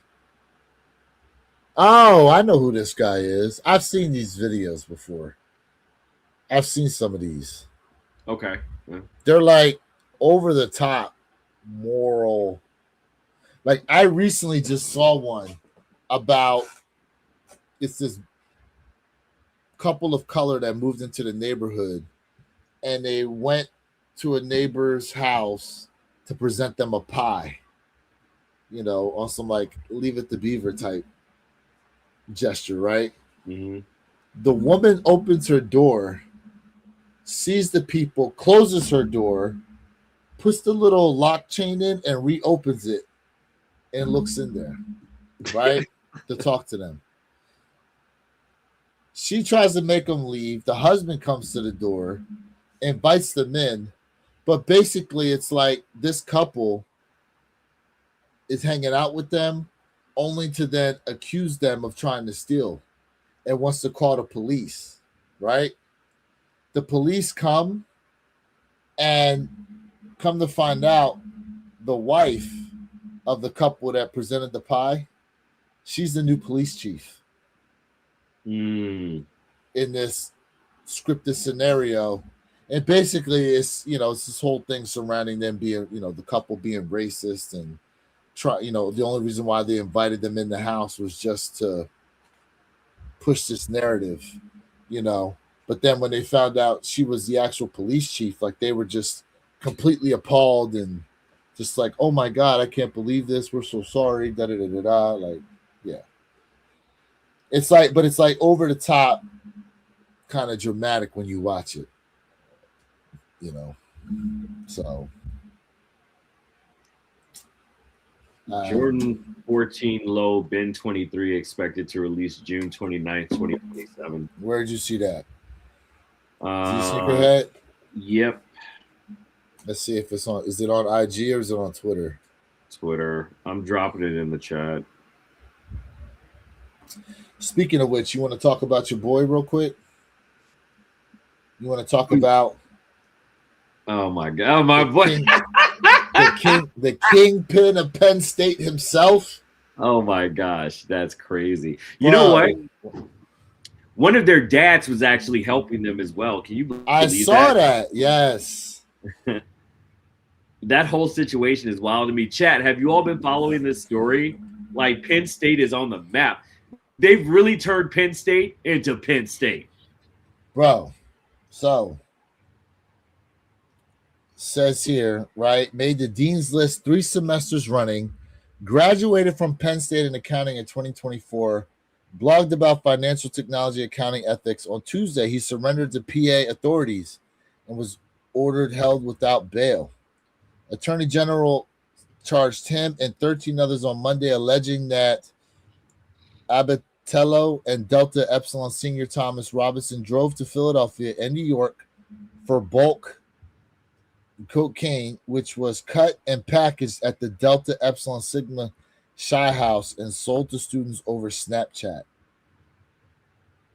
Wow. Prosecutors placed at the top of the chain alleged one co-defendant bought more than $50,000 worth of product. In just one purchase, yeah. $50,000 in a single transaction. They also say he pressed a fraternity brother into transporting packages over an unpaid $1,500 spring break loan. Like, yo. But check this out. Do you know what his line name was? No, what was it? That's the funniest part of the whole story. His line name was Pablo Plejkabar. Oh, right here. Pablo. Oh my God. Pablo Plejkabar. Wow. What a name. What a name. I'm telling y'all right now. This bro saw more booty than a toilet seat. Yo. He does look like McLovin. ATT Chris in the house. ATT Chris, what's up, fam? Bro, this is crazy, though. That's a hell of a story. This is crazy. You know they're going to make this into a movie, right? It has to be. It has to be a movie. Reality is like more entertaining than fantasy right now. Like, seriously. This is proof that we're all living in a simulation. Bro. Right now. I would love to know how he got caught. And unfortunately, Hollywood is going to over dramatize this. Of course. But to me, I feel like there's enough here to just tell the story straight up. Well, someone snitched, obviously, but the problem is why? Did they feel that they weren't getting enough of the cut? Let's think about this. Was it women jealousy? Women? I mean, it was a number of things. What makes a man turn on another man? Money and women. Simple as that. So either somebody wasn't getting paid, or he took somebody's joint. Yep. Yep. Hey, what's that scene from Belly where the guy's eating the banana? Pause. And he's like, I don't like that shit. I'm a dime on this mother. Diabolical, bro. I'm telling you right now. Yeah. Everybody knew who this was. I bet you there were professors probably buying from him too. Oh, everybody was buying from him. Bro, I'm telling you right now. In order to be moving that type of weight, you absolutely have to have a massive distribution list. Massive. Oh, yeah. Hold on. A little off topic, but what do you think about this private equity and sports situation?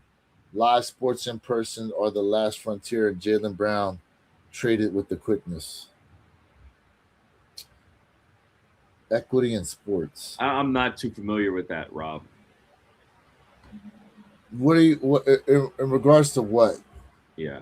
Let us know, Rob, and we'll get to it. 10:45. We appreciate everybody being tapped in right now. One Pair at a Time podcast channel, man. Appreciate y'all being a part of the conversation. Yeah, this was a wild story, bro. But listen, Penn State has been under some heat as of late, bro. And this is like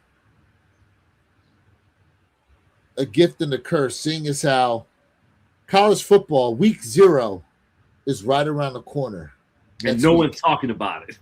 Next week is week 0. Y'all better claim your team now. Claim your team now. Don't do it later. Don't try to front run down. I'll tell you right now. My alma mater is West Virginia, and I go to the Miami Hurricane games. There we go. That's it. Yeah. So can't nobody tell me nothing.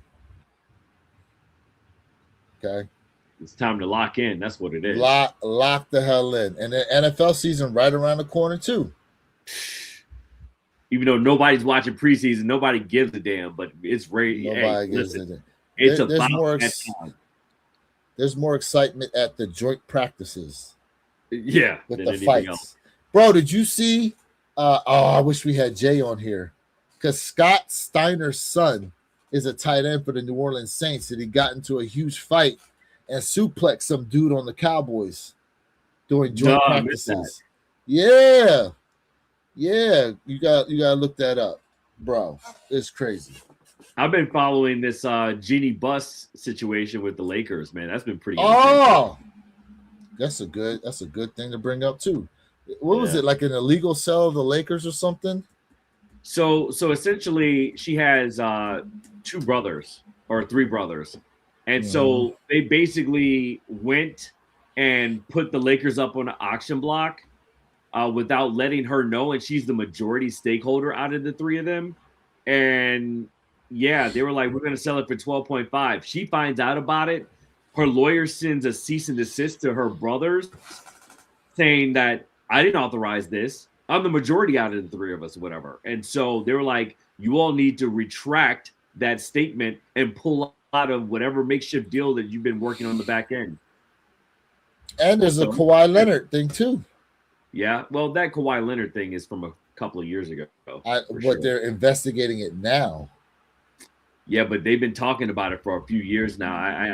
I'm really surprised they're just now starting to investigate it because it's been widely talked about. And there was money because they were trying to build a stadium somewhere. Right. Was it New Hampshire? I can't remember the location. Vermont? Yeah. It was somewhere up there. But bro, do you realize that the money they were using was money that was supposed to go to federal housing? Yep. Federal low-income housing. But I think Kawhi's party is essentially saying, hey, we weren't aware of any of this, and it was presented to us in a different format type stuff. So, burden of proof is going to be on him, obviously, and his legal team to prevail with that situation. It's a mess, though. It's a mess. Yeah. It's a lot going on. Okay, so here we go. What is this? The second claim of illegality comes from Jeannie Buss, the current Lakers controlling owner and team governor. After Walter agreed to sell his majority stake, 5 of the 6 Buss siblings voted to trigger a tag-along provision to sell the family's remaining 17.8% majority stake to Iger and Kushner. Jeannie's legal challenge. Jeannie Buss's attorney, Adam Streisand, immediately sent a letter to siblings declaring their vote void and illegal. Says here, 15% cap rule. Under NBA rules, a team governor must own at least a 15% stake in the franchise. If her siblings forced to sell the family's 17.8% stake, Jeannie would drop below that threshold and would be ousted from her lifelong role running the team. Jeannie's legal team argues that a 2017 court order dictates she must remain controlling owner for life, and no family shares can be sold without her explicit consent. And that's directly from her father, who purchased the team in '79. Jerry Buss. Right on cue, right there, right on cue. Yep. In '79. Let me see if I can get a better view of this for the people who might be on let's see. Okay. Now Mark Walter purchased majority stake from the Buss family. Pending. Okay. I don't know. It's a lot. So they're scheduled to meet mid-September to review and potentially vote on approving the transfer of ownership. Interesting. That whole family dynamic is weird, right? Because you remember back in the day when she did she posed for all those nudes for Playboy, and then Jeannie Buss? Yeah. And then that was the whole thing with the family. It caused a whole huge rift. And then just last year, she fired 2 of her brothers, right, from their jobs, within the Lakers organization as well. So it's been a whole bunch of back and forth of a very tumultuous family history with him since Jerry purchased in '79. Fact. That was epic. Yep. That's the part of what I'm talking about. The Lakers purchase is funded by private equity. Celtics owner answers to investors. Oh yeah, I mean, they're organizations like anything else, though, Rob. So I mean that's just. So you're going to see the majority of them run like that. But that's interesting dynamic, though, when you talk about a team being run by investors, because they're looking at it from a money standpoint. But I would think winning actual championships is what's going to ultimately raise the valuation of a team. Would it not? Yeah, but when you think of the contrast, the NFL versus the NBA, the NBA is more. You're starting to see more franchises run that way. The NFL has been predicated on family ownership, right? What I do feel like you will see private equity begin to creep up more within the NFL as well, because that's just the sign of the times and where we're moving, just from a capitalistic standpoint. But I understand what Rob's saying now. Yeah. I mean, listen, this is the problem with the Miami Dolphins. No shade to ATT Chris, but you've got how many owners, right, that you're looking to get them a return on their investment. But what are you actually doing to help put that team over the hump to get back into the playoffs and win championships? Listen, New England is where they are because they've got 6 Super Bowls. Not because Tom Brady, Bill Belichick, and all them became the most popular people because they were winning championships. The valuation of the Patriots now versus what they were prior to the Bill Belichick, Tom Brady era is night and day different. Night and day. If you win, the money will come. But you see it with a lot of these companies out here. It's all about, getting money back to their investors right away rather than running the company the right way, which is ultimately going to put more money in your investors' pockets. But the other side of it is you have to spend money to make money, right? And when I say spend money, you have to spend money on talent to build up these teams to put you in the Super Bowl seat at the end of the day. Correct. That then puts more seats in the seats of the rows of spectators, annual ticket sales, season ticket holders, all of that. Those are all contributing factors to the ROI that goes back to the investors. You're right about that. You're right. And that's obviously a huge factor. But, it reminds me of the movie, The Major League. What's it called? Major League? Mm-hmm. Baseball? Where the owner didn't actually want the team to win. Right, yeah. And when they were winning, she was getting pissed off about it. What was that with Charlie Sheen? Yes. Wild Thing? Yes. Wild. Yes. And he had the glasses. Yep. Yeah. One of my favorite baseball movies, by the way. How many did it make? It was like 3 of them, right? I know there was 2. There may have been a third one, but I know for a fact it was 2, for sure. Let me look this up. Yeah, because I'd be curious too. Let me know. Okay, so there's Major League came out in 1989. Mm-hmm. Major League 2 came out in 94. And then Major League Back to the Minors came out in 1998. Was Charlie Sheen in Back to the Minors? Let me look. Jeffrey Flight's in the building. What up, Jeffrey? Jeffrey Flight, what up? I've seen Jeffrey forever. He said, "My I was about EU to say, compadre." I'm staying out of this. Let's see. Who was in that movie? Let's take a look. Oh, Scott Bakula. He was the coach, I think. Yes. Yeah. Corbin Burnson, Dennis Haysbert. Oh, F you, Jobu. I do it myself. Yeah, that's right. Oh, Bro, boo in the locker room. bro, I be saying that to my golf clubs when I'm on the golf course. F you, Joe Boo. I do it myself. I didn't know Walton Goggins was in that. Okay. Yeah, he was like the hot shot baseball player that didn't want to listen to anybody in Okay. that movie. Yeah, I remember that. I See, I remember never that. saw this one. I saw 1 and 2 though, for sure. I remember these. Oh my god, I remember all these guys in the I movie. remember Takashi. Yeah, there he is. The guy you said you didn't remember. That's him. Yeah. Oh, yeah. That was him, Yes. bro. That was so long ago. I didn't realize he was acting Yes. that long. Yes. Yep. Yep. Wow. Major League back to yeah, he was the coach. Yep. There's Scott. Yep.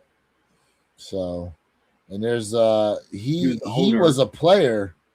I remember he was like a player on the team at one point, wasn't I he? thought he was the owner. No, no. You know what he was? You know, every What? team needs a veteran on it. He was one of the over the top veterans. His career was over, and they brought him back to help coach him up. Got you. Yep. Okay. Got you. Wow, yeah. This brings back memories. Yeah, it does. Yeah, it does. Oh, see, baseball guy, same thing, baseball guy. He said Major League 1 and 2 are classics. Back to the minors, not so much. Yeah, because I never even watched it. Yeah, I mean, Back to the Minors, you probably could have done without Back to the Minors. Yeah. But, you know. Money grab. It's still kind of something you watch. You know, for me, I just love to just be at the game, win or lose. Yeah, I mean, there's people like that, but ultimately, you know, like I'm trying to think of teams that, I mean, the Patriots are a great example. But I mean, look, okay, perfect example. The Cleveland Cavaliers. Before LeBron got there, they were known for the shot over Craig Elo. And their most famous person was who? Jim Brown of the Browns. You know, I mean, they had other guys that played for Cleveland Browns, you know, but as far as Cleveland, Ohio athletes like that, besides the Browns, the next team that was followed like that was the Ohio State Buckeyes. Truth be told, that's the winningest program in all of Ohio, I believe, right? It is 100%. So, you know, when you're I mean, that's kind of like West Virginia. West Virginia doesn't have any professional teams. So obviously, you know, the Mountaineers are what everybody follows. But, you know, think of another place like that, Mississippi. But for like, imagine if like the Pelicans started winning some championships. You know, look at the boost Oklahoma got from winning a chip. If they win a couple more, right, it's going to put a big spotlight in that area. So my man said I sneak in my own alcohol into the games. Hey, they be charging a lot. New Mexico's another one. They don't have nobody. Yep. So yeah, you know. But that being said, man, what you got planned for the rest of the day, Perp? Man, I've got to run some errands, man, and then I've got to get back and I've got to kind of reformat some content I'm working on. SneakerCon is actually going to be here next weekend, and that's going to be massive. When I tell you the amount of energy that I've seen put into marketing, advertising for SneakerCon as opposed to got sold, crazy. So I'm definitely excited to grab some footage. So next live, not next live because that'll be before I actually go. But the following weekend, I'll have plenty of live for the chat to kind of go over, and then we can kind of talk through some things. My man said barbecue or take the grandkids swimming. Okay. What's the guy's next cop? That's a good question. That's a good question. Yeah. Man, look at this gap. 2019 to 2024, and then 2 years later. When's the last time we saw a 2-year gap? That's a bad move, in my opinion. 2-year gap. 99. Oh, That's wait. a bad move. 12, 19, 24. Why? What was the reasoning behind that? That's a bad move. Bad move. So, do you think these get pushed to next year? No. On-time release. I just think it should have been a few years before they came out with the originals. I do. It should have been some time before they did it. And typically, we've always seen a 10-year gap. But yeah. So here go to Ben 14s. Tell me that's not going to have you in a head spin. Come on, you have the Ferrari 14s. You went nuts over that shoe. Yeah, but this looks like it's got too much going on for it. You an all red Ferrari 14, and this is too much. Look at all the colors: black, purple, gold, red Ferrari 14. You're walking around with 2 fire hydrants on your feet. This is too much. Oh, whoa! They got the black and carbon fiber trim on them. You know. Oh my! Listen, let me tell you something. Sense. Hold on, Perp, because I'm gonna tell you right now. If you owned a real Ferrari and you did this to your car, you getting a letter from Maranello talking about cease and desist. Okay. Cease and desist. If Maranello Italy sees you got your Ferrari looking like this, you getting a cease and desist. Okay. Your 355 for 14s is crazy work. Facts. Toronto jersey, baby. Hat to match. Yeah, Raptors jersey. Go. Toronto's flavor. You're right. 2024 was the leather reimagined. Facts. I like the leather better too. It'll last longer. Yeah. You know? Alabama. Alabama's another good example. Yep. It's either you're Auburn Tiger or you're part of the Crimson Tide. Yeah. Damn, 355 for these joints. Damn. But I mean that tracks with what Ben has been charging though. I know, it's crazy. I like that color blocking, man. I'm sorry. That I don't know something about that color blocking. It's purple. It's purple. I mean, listen, we know you approved these. It's okay. But it's great color blocking though, especially with the little accent gold piece. Oh my god, that is perfect. I don't even like 14s. I would absolutely add that to the rotation. All right, how we feeling about these joints? Nobody asked for these 10 men. You notice this is a trend, right? What's with these Silver Surfer looking joints, bro? It's a trend right now. Look at what we're getting with the 8s, the black chrome 8s, and now these. 355 all pass. We're now moving into a black chrome trend. We're moving into that era, chat, and I guarantee you for the next 9 months, you're going to see multiple colorways with the black and chrome accents. I think I saw Ben 14s are going to be 400, maybe. Sheesh. They better come with that briefcase. Manola 14s, but I just bought J-Tips Sauconys for 109 at Shoe Palace. Okay. But these joints, bro, like... No, not it. Nah. The Secret Tyler Radio said these joints fire. Hell nah.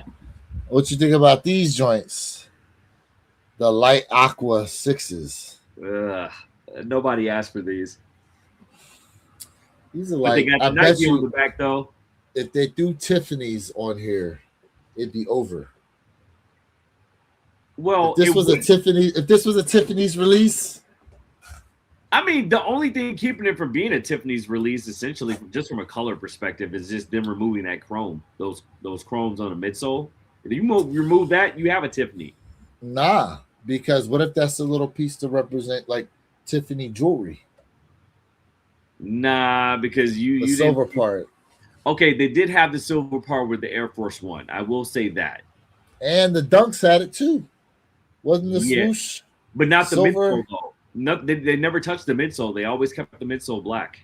I mean, what else? Well, And for the Air Force One piece, it was just that little metal piece in the back. but you just said it's the trend, chrome and black. Yeah, but you did just say that's the trend. I'm telling you, for the next 9 months, they're going to cram black and chrome down our throat. Pause. You know. Let's talk about these guys real quick. Oh, Daddy likey. And they kept the royal blue. If they had given us a navy blue like they did with the SB4s, they would have destroyed this shoe.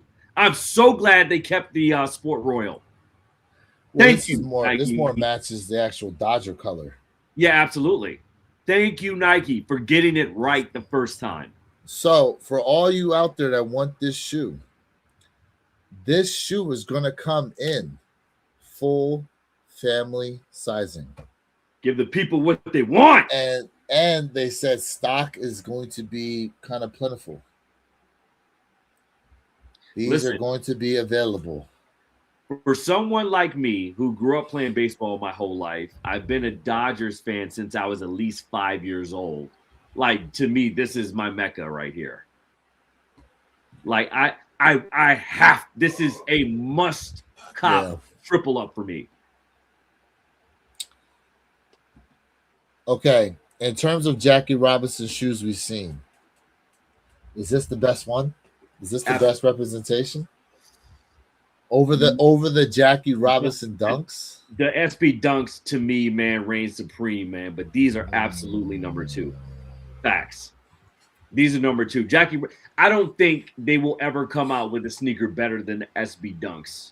The Jackie Robinson SB dunks. I'm sorry. It's not happening. I'm so upset about the GOAT drop. I hit on the Travis reverse mocha and realized after it was the only Travis drop in toddler sizes. Wow. Yeah, you gotta look at them size. Look, we've all gotten caught up with that. Fine print. The fours are a must cop. I'm with Purple Hazel. Yeah, these definitely. Yeah. Now, I think Jay said he was kind of mad that they gave him the white cement treatment. Yeah, shut up, Jay. Jay's always got to open his mouth with a damn opinion. No, but man, listen. I wouldn't change anything about these, man. They got the color blocking correct, man. I love the white cement aspect and that 42 on the bike. Oh my gosh. The only thing I would change about this shoe, the only thing that would have made this shoe absolutely perfect is that little baby swoosh in the front. It would have been perfection. You know what else would have been dope? If the caging, they had done it like the baseball stitching. I think they would have ruined it, actually. You think so? Yeah. I think that would have ruined it because they could have done that with the SB Dunk too, but they didn't. They kept it white, much to Jay's point. And it looked great. It really just brought everything together. I wouldn't change the caging. I feel like somewhere on here they could have done baseball stitching, but they could have, or right there around the toe box, you could have done stitching around the toe box. Possibly. He said he agrees with Jay. That'll be a first. Someone actually agreeing with Jay. Let me stop because Chad, I'm just joking. You all know I love Jay. Jay's always got some really good takes on you. These are nice though. I ain't gonna lie. These are nice. Triple up. These are nice. With the 42 on the back. Oh, yeah. These are absolutely coming home. I'm one to rock, one to stock, and one to bronze, and put above the fireplace with the Purple Haze 3s. They could have done it like the Kobe, though, a 4 on one and a 2 on the other. Yeah, they could have. But this absolutely still works. Yeah. Like I said, I just wish they had put that baby swoosh on the front. Oh, my God. That would have been the creme de la creme. Chef's kiss. But I will say you're less prone now to QC issues because what if you pull your pair out, you got like a 4 on each shoe, or a 2 on each shoe, or put on backwards 2-4 instead of 4-2. Sell it on eBay for 3 times what you paid for it, bro. Those are the ones those mistakes, like factory mistakes, Those are the ones that go for some bread. Yeah, absolutely. Let's see. He said, I want the Jordan 16s free to youth, but I don't know how they fit. Go up half a size. Yeah, they're narrow. Case. They're narrow, I've heard. So if you're a wide footer, half a size. I like having both Nike Air and 4.2. Facts, baseball. It's dope. It is dope. Facts. It is dope. It's kind of like, what they did with, like the J Balvins. They got a symbol on one and Nike Air on the other. Yep. So I need to wear these for some more. Why do you randomly have those out, by the way? I forgot. I don't know why they're here. I know you're not about to sell them. I had those there, and then I got the I got these sitting here randomly too. Wow. I don't know why. Those the reimagined or the OG pair? These are reimagines. You randomly do have them. I don't have them. I don't have the OG pair. I need to wear these. Hey, I like the way they fit though. The way that they cut it really good. I like the cut of that, and I like the cut of the shatter backboards that came out last year as well. Ooh, someone said no 24 would be perfect. Or 4.2, I guess. Kilroy Lowe is my most recent pickup. Sneaker Tyler, I need content on those. Yeah, man. Yeah, man. But so you said you got SneakerCon when? Next Saturday. Okay. What you got rest of the day today? And like I said, I got to run some errands. I'm working on a customization right now. Okay. Like a denim Louis Vuitton customization. So, yeah, that's going to tie me up for the rest. All right. What about you? Jim, of course. What'd you say? Jim, of course. Oh, yeah, I'll be going there. There's a rooftop event in West Palm Beach I'm probably going to tonight. Ooh. It starts around 7 o'clock. Sunset, okay. Mm-hmm. And then, what else? I need a nap, to be honest with you, bro. Your boy was up late last night. Yeah, you were burning midnight oil, huh? Man, listen. Well, I went out to the social, was dancing there, then came back here. More stuff happened. Made a late night run to Wawa. Bro, you ever had Wawa pizza?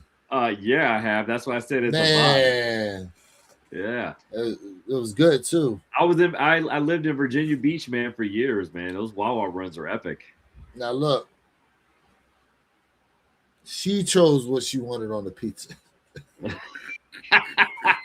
She wanted the pause on the pizza.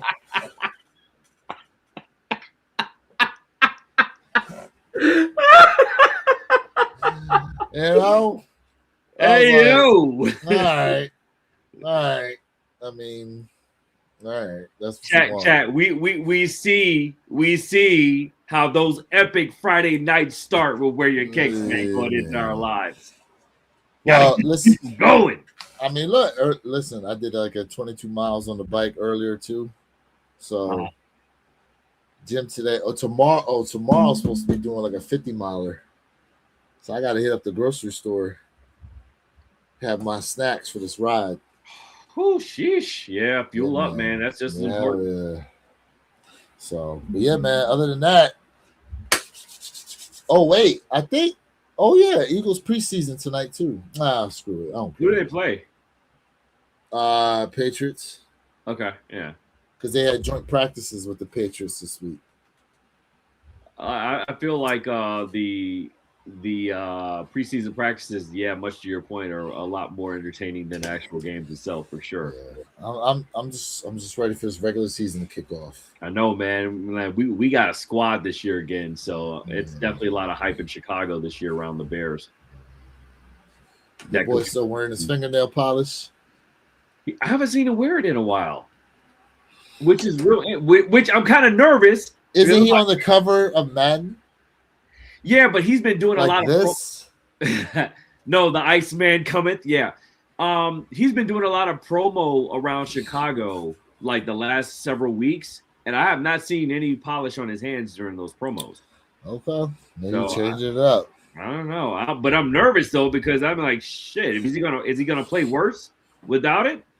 I don't know. I'm all like real weird about it now. I'm in a real weird gray area with that. Broncos look real good so far. Okay. Okay. Well, look, next week we should have definitely like a little NFL preview. Who's your team? What's your prediction? Be realistic too. Y'all ain't making it to the Super Bowl. Y'all know y'all not.